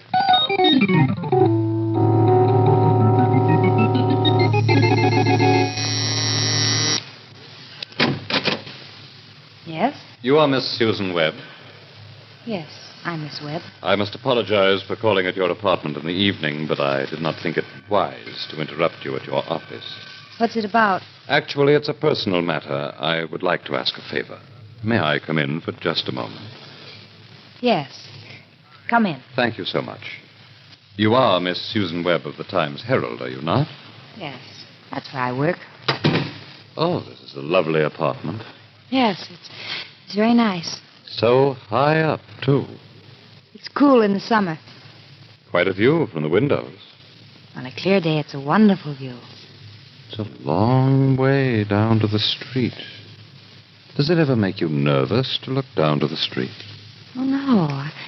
I'm used to it. Good for you. Well, this favor I would like to How did you know where I live? Oh, very simple. I had only to refer to the telephone book. Oh, I see. Fortunately, you live alone. Otherwise, your telephone might have been in your husband's name. You do live alone, don't you? Oh, yes. All alone. Well, I read your piece in the newspaper about the little bookshop. It was very interesting. Thank you. You see, I'm very interested in bookshops. I know quite a few of them because I'm always collecting books, and I never know where I will find something I'm looking for. Sort of a hobby? Yes.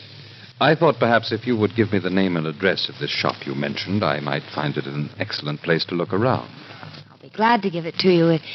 It's run by Mr. Maxime Lerner at 103 East 15th Street. I'll write that down. Mr. Maxime Lerner. Yes, 103 East 15th Street. 103 East 15th Street. That's right.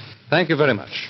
You don't happen to know Mr. Lerner's home address? Yes, he lives over the shop. The shop is part of his house. Splendid. I'm leaving town in the morning, and I might telephone him tonight about some books I'm trying to locate. I have his telephone number. That would be very kind. Would you like to phone him now? You can use my phone. Oh, I wouldn't think of troubling you. I'll just take down the number. It's Chestnut 4607. Chestnut 4607. Yes.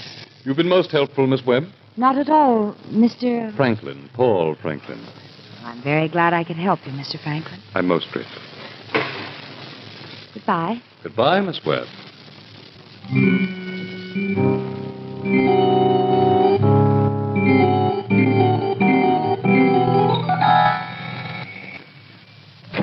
Who is there? Who is there? Oh, I'll take your gun. You won't need it. Now, go in and we'll close the door. What is this? You will go into a back room, and then you will switch off the lights in the store. And don't try to be clever.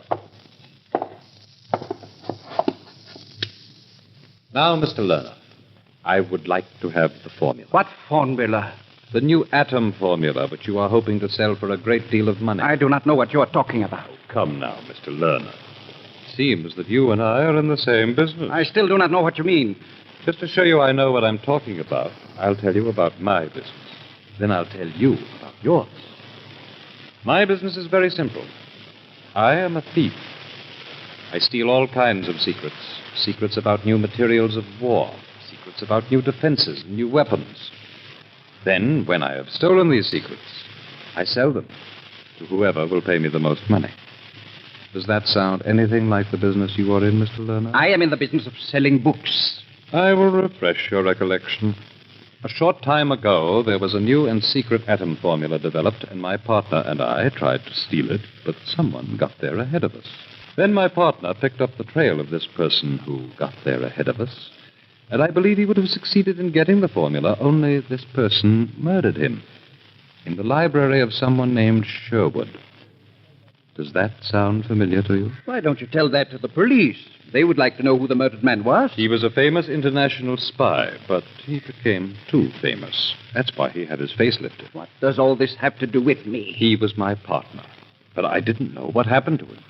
Now I know. Now you know what? Thanks to the article I read in the paper, I know that you killed him. Because I think you are in the same business that I am. It is not true. You probably saw him watching you from outside your shop, and just then a young lady came in, so you slipped the formula inside the book you sold her and took her name and address. Then my partner followed you, and when you recovered the formula, he tried to get it, and you killed him. Ah, that is a lot of nonsense. In that case, let's talk sense. I think you are in the business of stealing and selling secrets the same as I am. All right. Suppose we say you stole the atom secret, and suppose we say I will buy it from you. You will buy it? I thought you said you tried to steal it. That is correct, but since I couldn't steal it, I will have to buy it.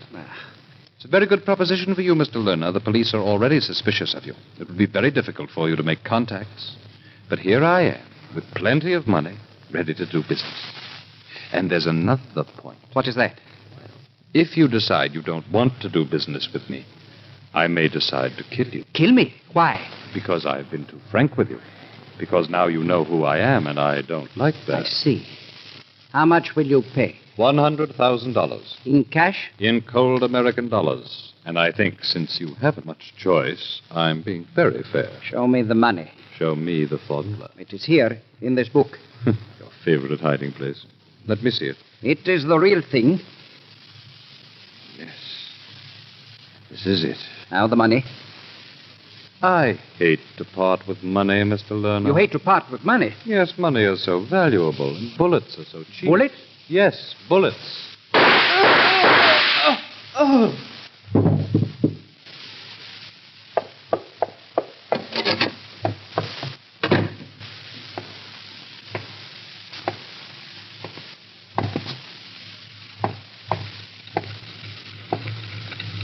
You seem to be waiting for someone, Miss Webb.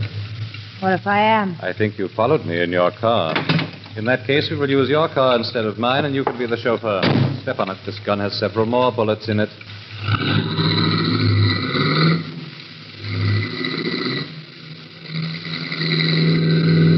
I knew you would follow me, Miss Webb. Did you? That's why I came directly to the little shop. And since you were so afraid you might lose my trail, you didn't stop to telephone Captain Scott. Oh, no? Just so happens I phoned him while you were in the bookshop. I think that is a lie. You were afraid to look for a public telephone for fear I might come out of the shop and get away. What makes you so sure? Common sense. Keep straight over 15th Street and then down the drive to the tunnel. Where are we headed for? For the airport. Drive carefully, Miss Webb.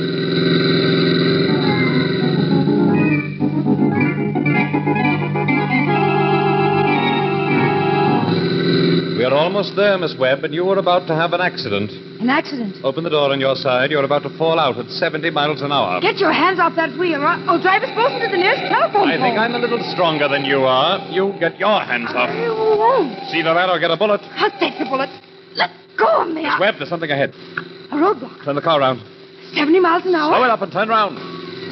Wait. Don't turn. There's someone behind us. Try to go through the roadblock. Oh, yeah?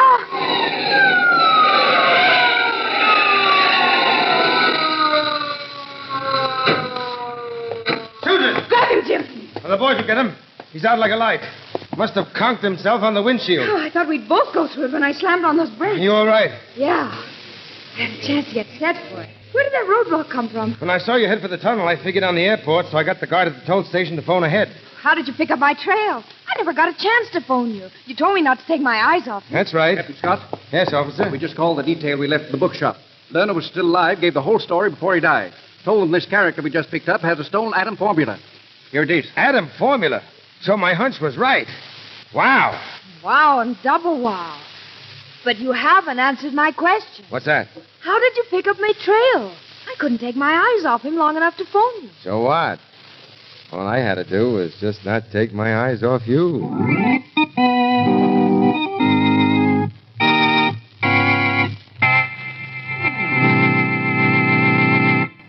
Under arrest.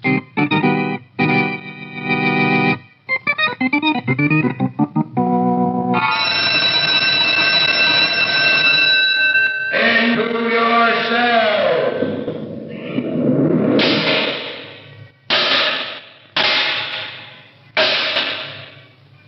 All prisoners present and accounted for.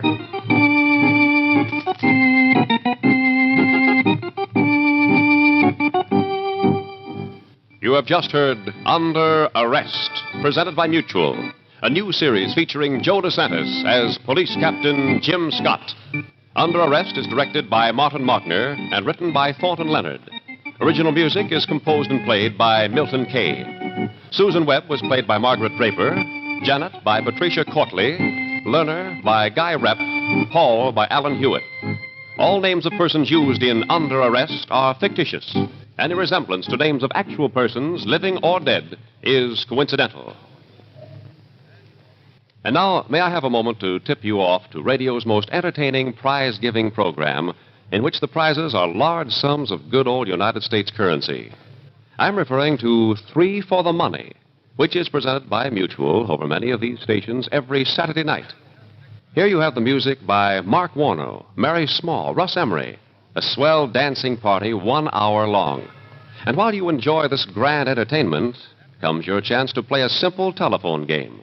The Three for the Money game everyone's talking about. It's easy to play, it's easy to win. And the cash prizes can run as high as $50,000.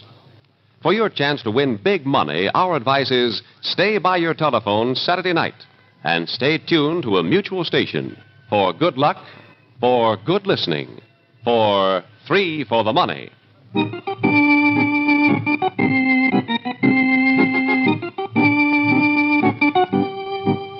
Ralph Paul speaking. This is the Mutual Broadcasting System. Stay with us for What Makes You Tick, which follows in a moment. Actually, what follows in a moment is going to be Nick Carter. But this was from 76 years ago, August 1st, 1948. Actually, we're going to hear from a show that aired at a different time on Mutual. August 1st, 1948, 76 years ago, Nick Carter, Master Detective. That's going to be next here on Classic Radio Theater.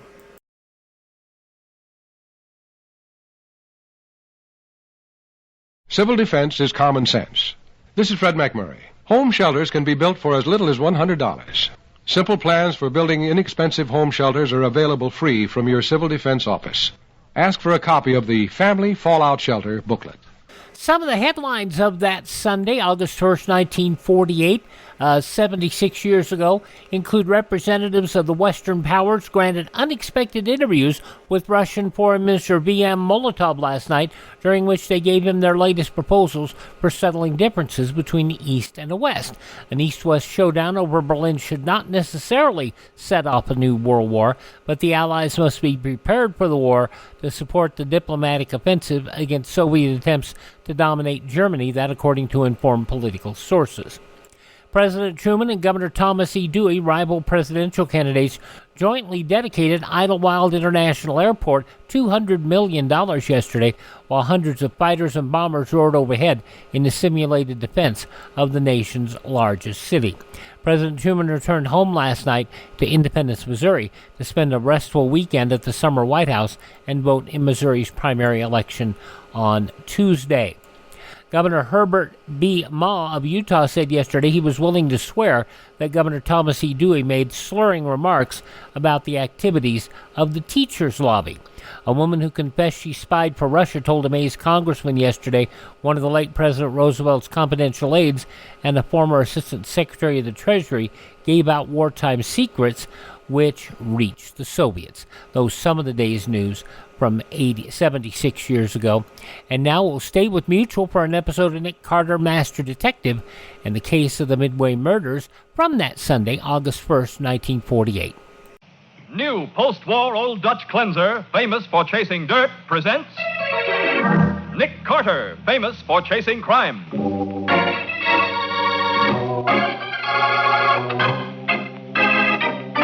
Every week at this time, two great names are joined as new post-war Old Dutch cleanser brings you one of the most resourceful and daring characters in all detective fiction, Nick Carter, Master Detective.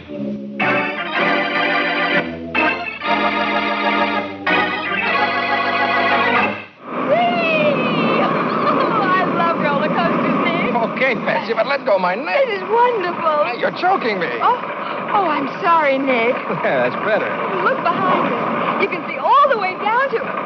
Nick. What? That's George. All alone in that car behind us. Great Scott, and he's hanging half out of the car. What's the matter with that guy?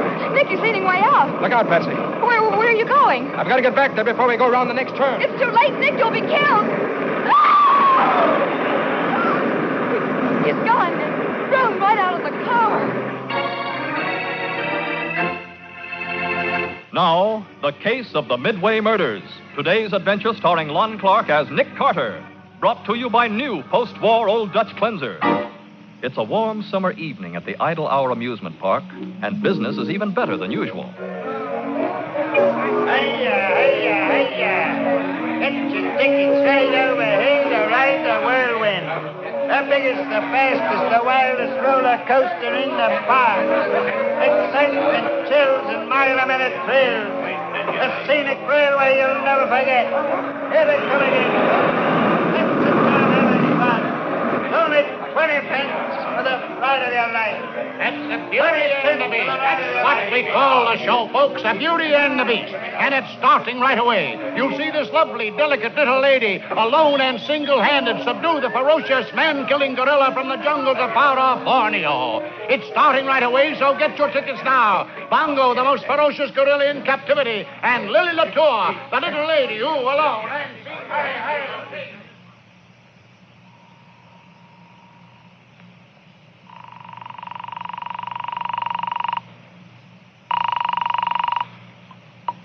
Nick Carter speaking. Nick, this is George Haley. Hey, where in the world are you, George? I thought you were coming down to my place for dinner. I'm in a phone booth at the Idle Hour amusement park, and I've got to talk fast. Nick, can you get out here right away? Why, yes, but what's up? I'm no detective, Nick. I've got to have help. I've been following this guy ever since I recognized him on the bus on the way to your house. But I have to... Hey, wait a minute, George. Who are you following? Joe Lester. At least that was his name when he was in Bayside Penitentiary 12 years ago. I think he's working here at the park now. He's not a customer, that's for sure. Hold on, George. You're going too fast. What's this all about? I want you to find out if he's the man I think he is and what he's doing now. It's terribly important to me, Nick. Okay, I'll get there as fast as I can. How'll I find you at the park? Wait for me by the whirlwind. The what?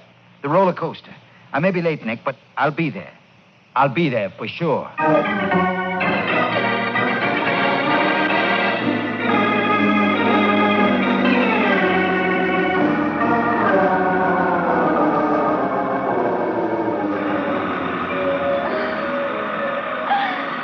I could ride this roller coaster all night. Well, this is our last ride, Patsy. 5 times is enough. After this one, we'll wait for George out front. Oh, Nick, it's so nice and dark in this tunnel. No, it's too dark for my money. I like to see things. The tunnel only lasts a minute. See? We're out of it already. Well, here we go up the first incline. Certainly glad we're not going to have those teenagers yelling in our ears again this trip. Yes. I guess we have the car to ourselves this time. I wish George would hurry up and get here. You know, I wonder who this Joe Lester is that he's following, Nick. Well, George mentioned Bayside Penitentiary. He used to be a guard there, you know. Yeah, I know. Didn't he get into some kind of trouble? Yeah, he was accused of helping some of the convicts escape. George Haley? Oh, why, that's ridiculous. I know it is, but the evidence was against him, and all the escaping convicts were killed, so they couldn't testify in his favor. Oh, watch out, Nick. Here's the big dip. Hey, Patsy, let go of my neck. You're choking me. Oh, I love it. And look behind us. You can see all the way down to... Nick, What is it? here's George in the car behind us. What? You're right, Patsy. He's half out of the car. He must have fainted. Nick, where are you going? I've got to get back to him before we go around that sharp turn. It's too late, Nick. You'll be killed.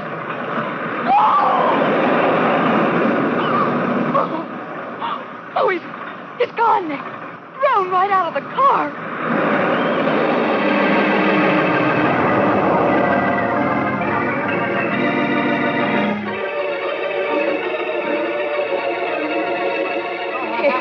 He landed right in front of me. He was out on the valley platform. Yeah, I saw it, too. It's a wonder he didn't hit somebody and kill him. That thing is 100 foot high. Keep back, everybody, please. Let me through here. Is there anything we can do, Nick? No, Patsy. He must have been killed instantly. Looks like every bone in his body broke. Golly. What happened here? Woody, what's the matter? Better ask Slim. The whirlwind is his concession. The guy fell out of the car, Mr. Broughton, going around a high turn. Good grief. You the manager of this park? I'm the owner, John Broughton. Are you the police? I'm a private investigator. My name's Nick Carter. The dead man was a friend of mine. Well, nothing like this has ever happened before, Mr. Carter. Your friend must have been standing up in the car. No, he wasn't standing up. Can I talk to you, and can I talk to the concession manager in your office? Why, certainly, of course. And you two. Didn't you say you saw what happened? Yeah, I run the Beauty and Beast show right next to the Whirlwind. Lil, Miss Latour here, we was out on the valley platform. Then you two come along to the office, please. All right. The park police can take care of things here until someone arrives from homicide. Homicide? Yes, Mr. Broughton. I've called Sergeant Matheson. This was no accident. It was murder.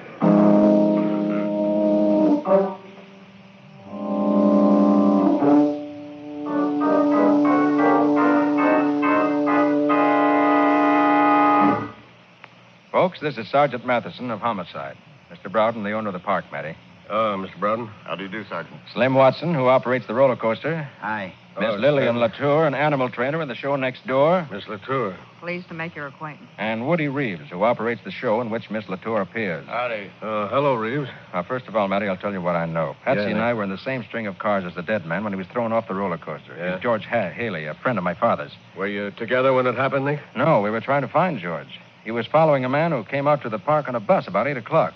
Someone George had known when he was a guard at Bayside State Penitentiary. How do you know that? Well, George phoned to ask Nick for help in finding out about the man. Huh? All George knew was that he was probably a park employee. You see, Patsy and I were supposed to meet him in front of the roller coaster, so we killed time by taking a few rides. Uh-huh. And then I looked back and saw George in the car behind us. The man must have been standing up, Sergeant. I tell you, we saw him, Mr. Broughton, and he wasn't standing up. Okay, Nick, but what makes you think it was murder? Well, Matty, the body was badly smashed up. And? But not the back of the head. And I found blood there. Well, naturally, after such a fall as that... It was dried blood, Mr. Broughton, from a blow that had been struck some time before he fell out of the roller coaster. Now, wait a minute, Nick. The guy might have had some accident you didn't know about. No, Matty, that was the blow that killed him. Otherwise, it would have raised a lump the size of a hen's egg. And there was no swelling at all. What are you talking about? A medical fact, Mr. Broughton. Swelling does not take place after death. Right. And he must have been riding around in that thing dead ever since he was slugged. Oh, no, he wasn't, Sarge. I collect tickets before every ride. And I'm sure I certainly wouldn't miss seeing a dead guy. Then how in Sam Hill did he get in there? I have an idea, Sergeant. Yeah? At the beginning of the ride, there's a dark tunnel. If the murderer had been hiding in there with the body... Now, that's impossible. Huh?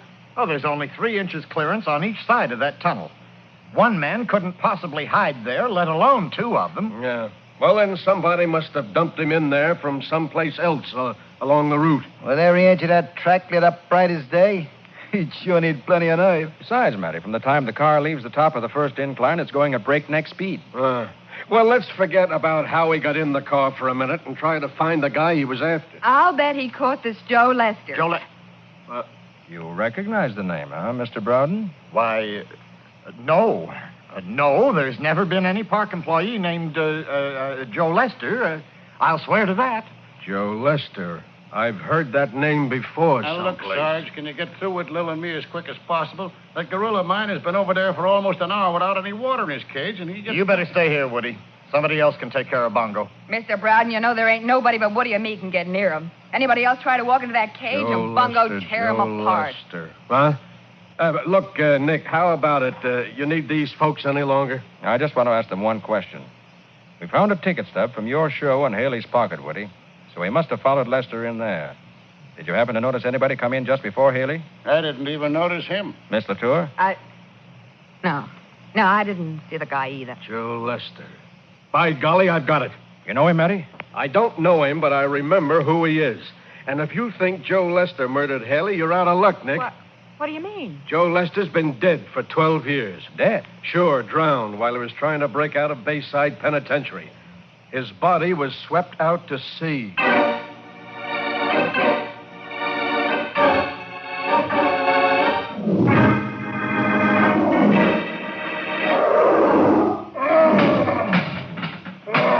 Bongo, move back away from that cage door, you big ape. Can't you see I'm bringing you some water?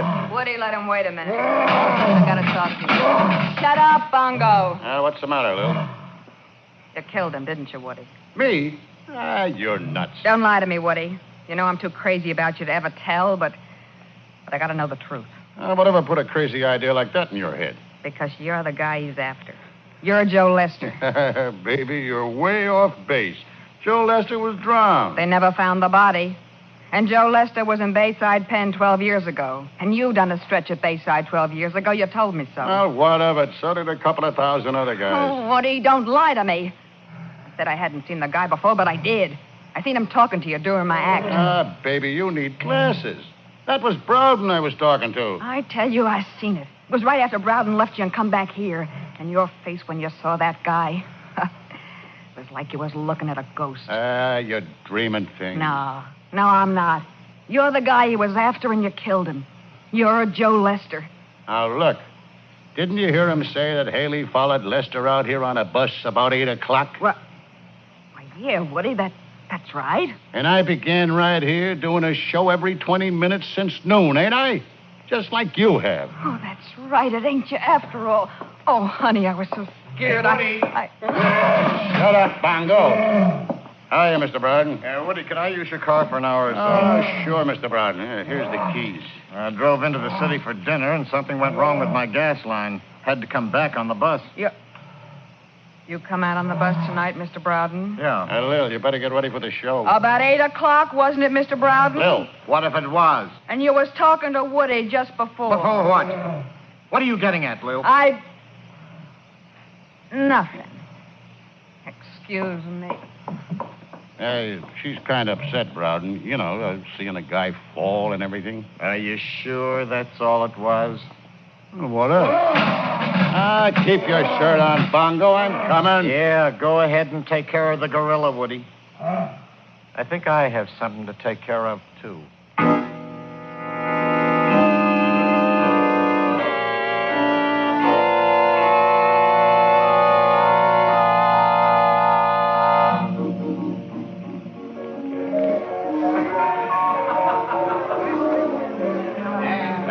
Nick, do you really think it was Joe Lester that Haley was following? Well, Matty, you say yourself there was no real proof that Lester died in that prison break. The body was never recovered. Well, you know, Sergeant, Haley was accused of helping that engineer escape. And he must have thought that by finding Lester, he could prove his innocence. Yeah, but Lester saw Haley first and killed him to keep from being turned in. Yeah, it figures. Yeah, but how in the world did Haley's body ever get into that roller coaster? Maybe we'll find out when we catch the killer. Well, I wired Bayside Pen for Joe Lester's description and fingerprint classifications. Good. I should be here in a couple of hours. Yeah, and once we get our hands on Lester... Mr. Carter! Nick, it's that girl from the sideshow, the gorilla trainer. She looks excited. I wonder what's up. I don't know. Carter. Mr. Carter. Yes? What is it? I know who he is. Joe Lester? Yeah. A few minutes ago, he... Hey, Nick, catch her. She's fainted. I've got her. Give me a hand, buddy, will you? Wait, easy. Great Scott. What's the matter? Look at my hand. Hey, that's blood. You're right. She's just been shot. And she's dead.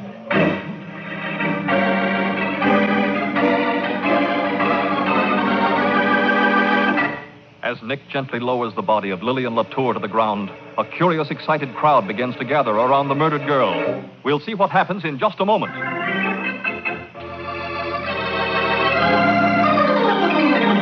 Now, back to the case of the Midway Murders. Today's adventure with Nick Carter, Brought to you by new post-war Old Dutch cleanser. In the office of John Browden, the park manager, Nick and Matty have been investigating the death of Lillian Latour. Confound it, Matty. Thanks to the noise of the rides in the shooting gallery nearby, we haven't found anyone who even heard the shot. I still can't believe it really happened. Lil and me, we was going to be married. All right, take it easy, Woody. We'll get this Joe Lester, don't worry. And when we do... Why do you always come back to Joe Lester? You said yourself the man was dead. No, Mr. Browden. Sergeant Matheson said he was reported dead. But I have a hunch we'll find him very much alive. You said it, Nick. Miss Latour knew who he was. That's why he killed her. But she couldn't have known. She'd have said something to me if she did. Why, me and Mr. Browden was talking to her not 5 minutes before it happened. Well, that's very interesting. Because Miss Latour's last words were that she had just learned who Joe Lester was. Well, then she must have found it out after she left us. Because there was no mention of him while we were talking, was there, Woody? Was there, Woody? No, Mr. Browden. She never even mentioned his name.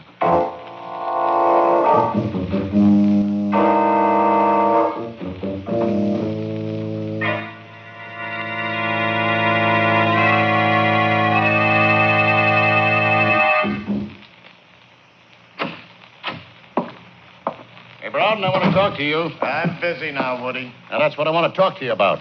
You ain't going to be so busy from now on. What do you mean? From now on, I'll be doing half the work. Because you're going to give me a half interest in this whole park. Now, look, Woody. You've been bleeding me for 3 years. But this is too much. I'm letting you off easy, pal. What do you think the cops would say if I told them that George Haley come up to me just after you left this afternoon and asked me if you wasn't Joe Lester? That's a lie. It's the truth. Lil got wise, so you had to kill her, too. I didn't.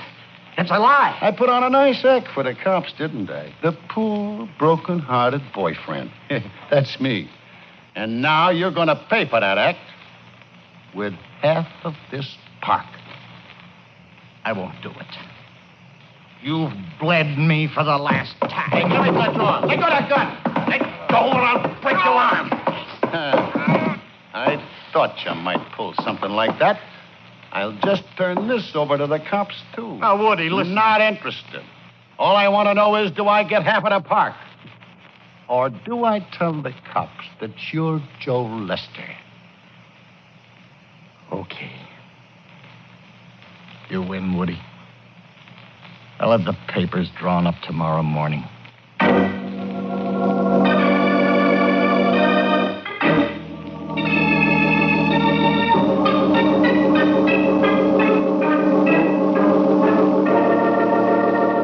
Hey, Carter. You got the whole roller coaster to yourself. Thanks, Slim. Now, I want you to run this car as slowly as possible through the tunnel. And when I yell, stop it. Okay, but I still don't get the idea. There ain't room for anybody to hide in that tunnel. That's the same I want to see for myself, so let's get started, huh? Okay, here you go. Nick, what's the idea? You think Slim's lying? I don't know, Patsy. But since Haley's body couldn't have been put in the roller coaster from outside, I can't see where else it could have been done but in the tunnel. Well, here it is. Slower, Slim. Right. You have the flashlight, Patsy? Uh-huh. Here. But I'll bet while we're fooling around here, Sergeant Matheson has already caught Joe Lester. Could be. The description and fingerprint classifications got here from the Bayside pen. And Matty said he was going to round up every park employee to see whether any of them resembled the description in any way. Then why in the world... hold it, Slim. Okay. See, Nick? It's just as Slim said. This tunnel is much too narrow for anyone to hide in. Especially if he were carrying a dead body. Patsy. Uh-huh. The walls of this tunnel are boards. Well? Look at the two boards right beside us, where I'm holding the flashlight. But... why, they look as if they'd been taken out and put back again. And they're going to be taken out a second time. Give me the crowbar. Yeah. Here. Oh, for heaven's sake. Oh, what's that? Sounds like the gorilla. Oh. Woody's concession is next door to the coaster, you know. Yeah. There. Well, you didn't accomplish much by taking those boards off. Look what's on the other side. Iron bars. Yeah. That does sort of upset my theory. What? Nick, We must be right up against the gorilla's cage. Let me put these boards down.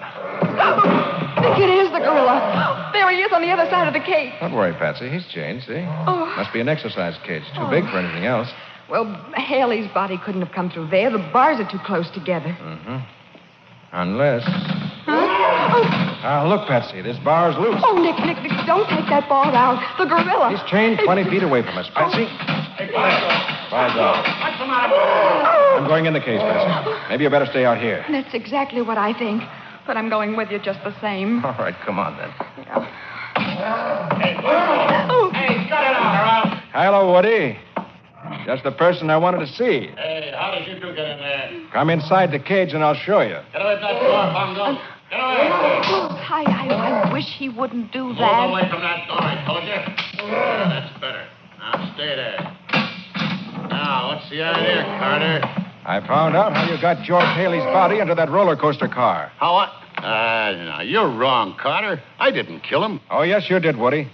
When he came into your show, you lured him backstage and killed him with a blow on the head. Then when the roller coaster went through the dark tunnel, you turned out the lights in here and dumped the body into one of the cars through the same opening we just came through. Well, maybe that's the way it happened, but it wasn't me that done it. It was Browden. He's Joe Lester. Browden? How do you know? Him and me was at Bayside Pen at the same time. Browden got away on that break, and everybody thought he'd been killed. He came here, got his hands on some money, and started this park. Go on. Well, Haley spotted him today. He asked me about him, and Browden brought him back here to talk it over. That must have been when he done it. How about Miss Latour? Lil seen Haley come in. She thought it was me he was after. And when I proved that I couldn't have been Lester, she knew Browden was. And when he learned that she knew, he had to kill her, too. Bongo, shut up. Woody, if you're lying, it won't do you any good. Joe Lester's description and fingerprints were sent here from Bayside Penitentiary. Okay, so let him take me and Browden down to headquarters. Them fingerprints will prove he's the guy. One thing more, Woody. Why haven't you said this before? Even after you thought Browden killed your girlfriend, you kept quiet. I didn't know that he'd done it, did I? And besides, keeping quiet has paid off pretty good for me. You mean you've been blackmailing Browden? Yeah, I've been shaking him down for plenty. But I sure ain't going to go to the chair for him. No, you're not. You're going to the chair for your own crimes, not his. Huh? You've just supplied the one thing that was lacking, Woody. A motive. You killed Haley and Miss Latour because if either of them had exposed Browden, it would have put an end to your little blackmail racket. That's crazy. You can't prove nothing like that. I think I can. Miss Latour said that no one could go near Bongo but you and her. Well, what's that got to do with it? The killer had to bring Haley's body through this cage. But Bongo was chained up. Where he could reach the door and anybody who came through it. You had to drive him away yourself a minute ago to get in here. It's a cinch that Miss Latour didn't kill Haley and then murder herself. So that leaves only you. Okay, smart guy. So you think Bongo would have torn anybody apart that came here near except me and Lil, huh? Well, I'm going to show you that you're right. Nick, he's unfastening the gorilla. Get behind me, Patsy. Get him, Bongo. Get him.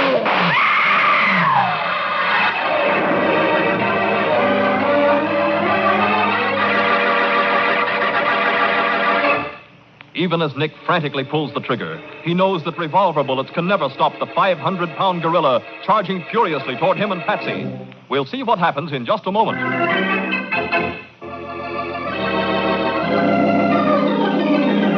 Now for the conclusion of The Case of the Midway Murders. Today's adventure with Nick Carter, brought to you by new post-war Old Dutch cleanser. In the gorilla's cage at the Idle Hour amusement park, Nick and Patsy realize that revolver bullets may slow up the attacking monster, but never stop him. Get through that hole in the cage, but the bar's missing. Hurry!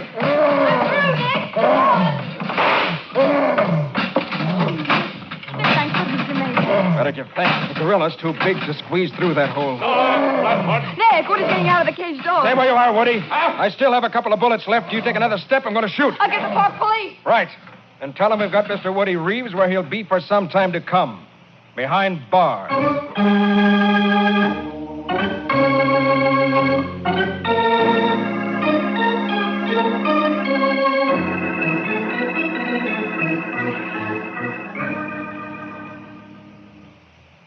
Sergeant. Yeah?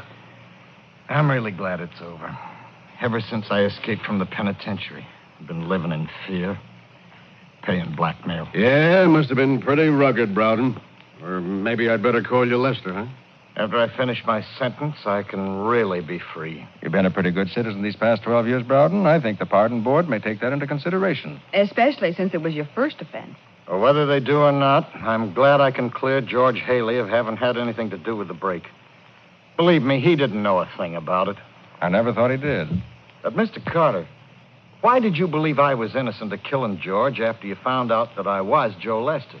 Why, when I first mentioned that George was on Lester's trail, surprise and shock was written all over your face. But that's what I mean. I must have looked guilty. You did. And I figured you either were Lester or knew something about him. But if you'd killed Haley for that reason, you wouldn't have been surprised. Yeah. You know, there's also one thing that's bothering me, Nick. What, Patsy? How could Woody have been so sure Haley's body would be thrown out of the roller coaster so that his death would look like an accident? Woody didn't plan it that way. Huh? His only idea was to get rid of the body. Oh, by the way, Mr. Brown, you'll be glad to hear that the vet says your gorilla isn't seriously wounded. That's good. Now, I only fired at his legs, hoping to stop him. I didn't want to kill him. Yeah, but there won't be any more Beauty and the Beast show without Miss Latour to appear in the cage with him. Oh, I don't know. Maybe Patsy'd like the job. What? Well, you've already made one appearance in his cage. I've made 2 appearances, Nick. My first and my last. Believe me.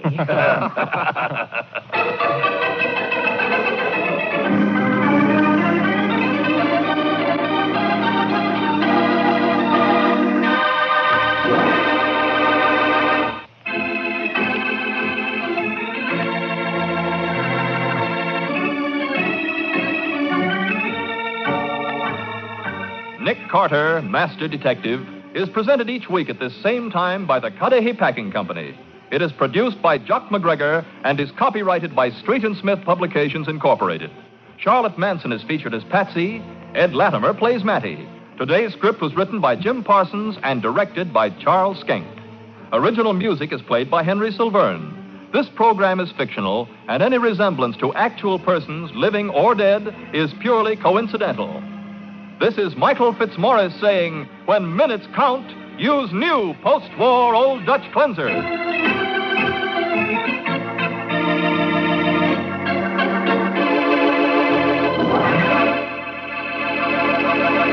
This is the Mutual Broadcasting System. And yes, that was produced by the Cudahy Packing Company. That was kind of weird when I looked that up. At 6:30 p.m. on Sunday, August 1st, 1948, Nick Carter, Master Detective, under arrest, ran at 5 o'clock on that same evening, both on Mutual. Up next, an episode of Superman.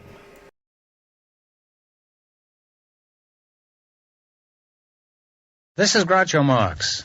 A few days ago, I was talking with the Director of Civil Defense, and he told me some things that I feel everyone should know. That's why I'm speaking to you now. Did you know, for example, that your chances of surviving an atom bomb attack are excellent? It's true, but there's a big if. You must do everything possible now to help yourself and your family. Nobody else will help you. Listen, because this is important. Keep a complete first aid kit handy. Keep a closed container of drinking water in your refrigerator, enough for 3 days. Be sure you have a good fire extinguisher. Take a look around your house right now and pick out the safest spot, away from windows and doors. Make sure that every member of your family understands he is to rush to that safe spot when there's danger. I'm convinced that these precautions are necessary right now, and I hope I can convince you. They're important to your family, yourself, and your community. Tomorrow, Dean and Jerry, also Fibber Molly, will also have Matt Dillon, Gunsmoke, William Conrad, and John Daner as Paladin in Have Gun Will Travel, and, of course, Claudia and David. But right now, an episode of Superman, 83 years ago, August 1st, 1941. Presenting the transcription feature, Superman. Look, up in the sky. It's a bird. It's a plane. It's Superman. Yes, it's Superman, strange visitor from the planet Krypton, who came to Earth with powers and abilities far beyond those of mortal men. Superman, who can leap tall buildings at a single bound, race a speeding bullet to its target, bend steel in his bare hands, and who, disguised as Clark Kent, mild-mannered reporter for a great metropolitan newspaper, fights a never-ending battle for truth and justice. And now to our story. Clark Kent and Lois Lane have been sent to Martin City to unearth what information they can concerning the mysterious disappearance of Dr. Roebling, a famous inventor. Within an hour after checking in at the hotel, they learned some amazing things. To begin with, they accidentally met the blonde young woman who claimed she was Dr. Roebling's daughter, and learned she was occupying room 514 under the registration of Mr. and Mrs. Jack Smith. Sending Lois off to bed, Kent, as Superman, leaped to the window of 514, raised the sash, and dropped silently into the darkened room. For a moment, he stood motionless. And then... Both beds are empty. Nobody's here.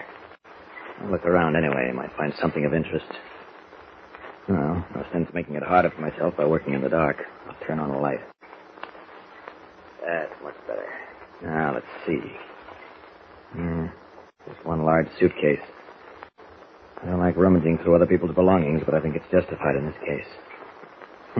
It's funny. The initials on the suitcase are KR. Could that R stand for Roebling? Let's see what's in it. A couple of dresses, some silk stockings, a pair of high-heeled shoes, nothing very exciting. Oh, wait. Driver's license. Issued to Catherine Roebling. Is it possible that she is his daughter? Can't figure this out. None of it makes sense. Wait, here's something else. A penciled memorandum on the back of an envelope. 218 State Street. Uh-oh, someone's coming in. That means I go. Off with the light. No time to close the window. Out and away. Forced to make a sudden departure because of a key turning in the lock of room 514, Superman is unaware that the person manipulating the key is none other than Lois Lane.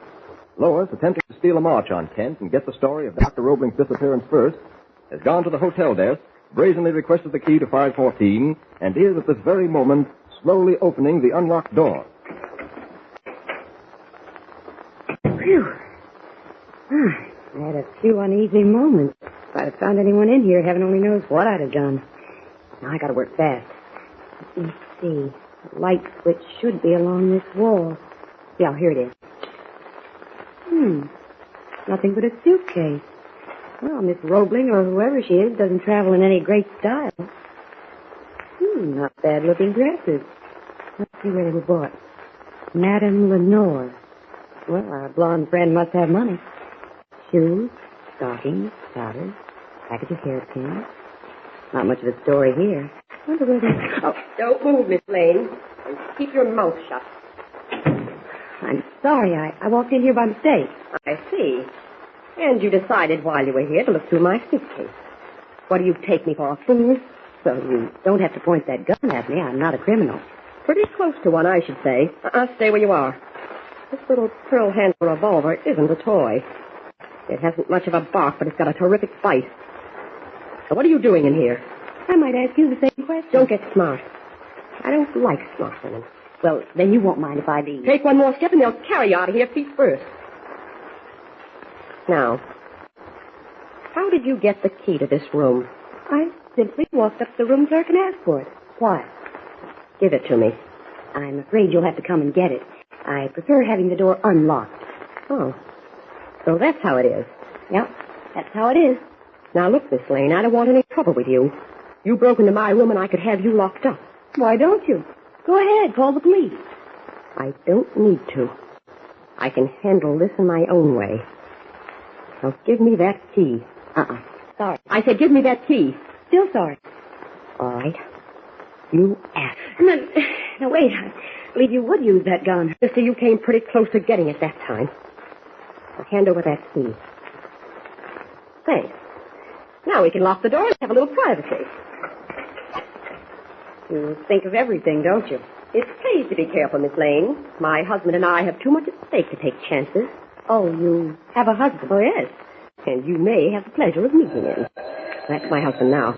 Stand back against the wall, Miss Lane. And don't move. Hello? What happened to you? Oh, I ran into a little trouble. What do you mean? I was just about to leave when I bumped into that man I met in the train. You know, Clark Kent. At the hotel? Yes, in the lobby. He had a girl with him, Lois Lane. She's here in the room now. Why are you wasting time? I told you I needed those papers immediately. Oh, take it easy, Jack. She's broken into my room and I caught her going through the suitcase. What? Yes. What'll I do with her? Well, who is she? I don't know, but the name sounds familiar. Well, lock her in the room and get down here as fast as you can. I think he's ready to sign. On the level? Yes. I must have those papers. I'll be there in 10 minutes. Okay. You're a lucky girl, Miss Lane. Things are breaking right for us, so we're going to give you a break. I'll have to lock you in, but the maid will let you out in the morning. Thanks a lot. Oh, don't mention it. You'll pardon me while I toss a few things in my bag. Here, I use these manicure scissors to cut this telephone wire, just so you won't be tempted to call anyone. That's very considerate of you. Don't mention it. There we are. All set. Well, goodbye, Miss Lane. Better luck next time. So long. Help! Someone let me out of here. Help! Help! Help! Locked in the room with the telephone line cut, Lois pounds on the door until her hands ache, but all to no avail. Meanwhile, Superman, having once again assumed the disguising role of Clark Kent, has been seated in the lobby behind a pillar, awaiting the return of the mysterious young woman he now believes is Catherine Roebling. Suddenly, she steps out of the elevator, carrying her suitcase, approaches the desk, and checks out. Keeping well hidden, Kent follows her to the street, watches her slide behind the wheel of a blue roadster and drive off. Rather than risk detection by trailing the girl as Superman, Kent steps into a waiting taxicab and follows her.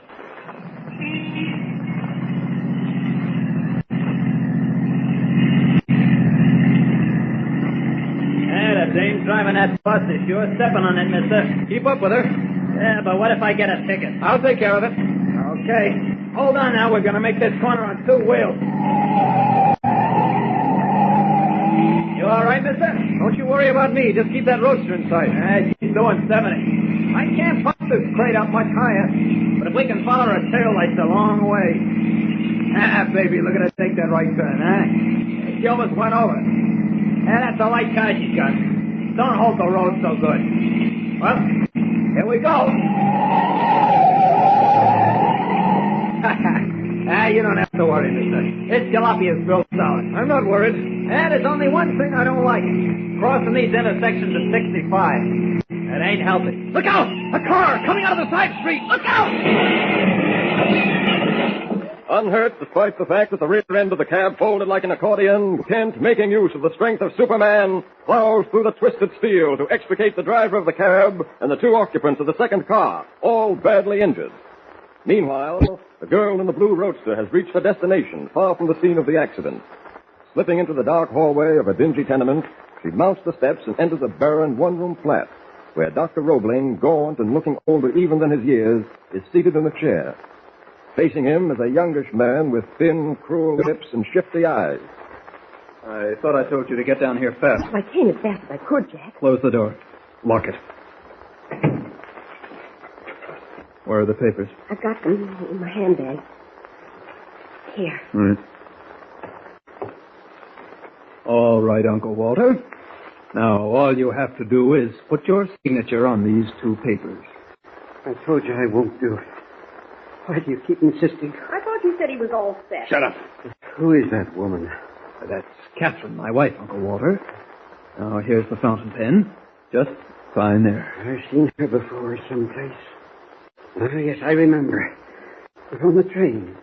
She sat at my table in the dining car. She was the one that put the drops in my coffee. Nobody put any drops in your coffee, Uncle Walter. You're just not well. And I want to see that your wonderful invention is protected. Come. Sign the paper. Oh, never. Never.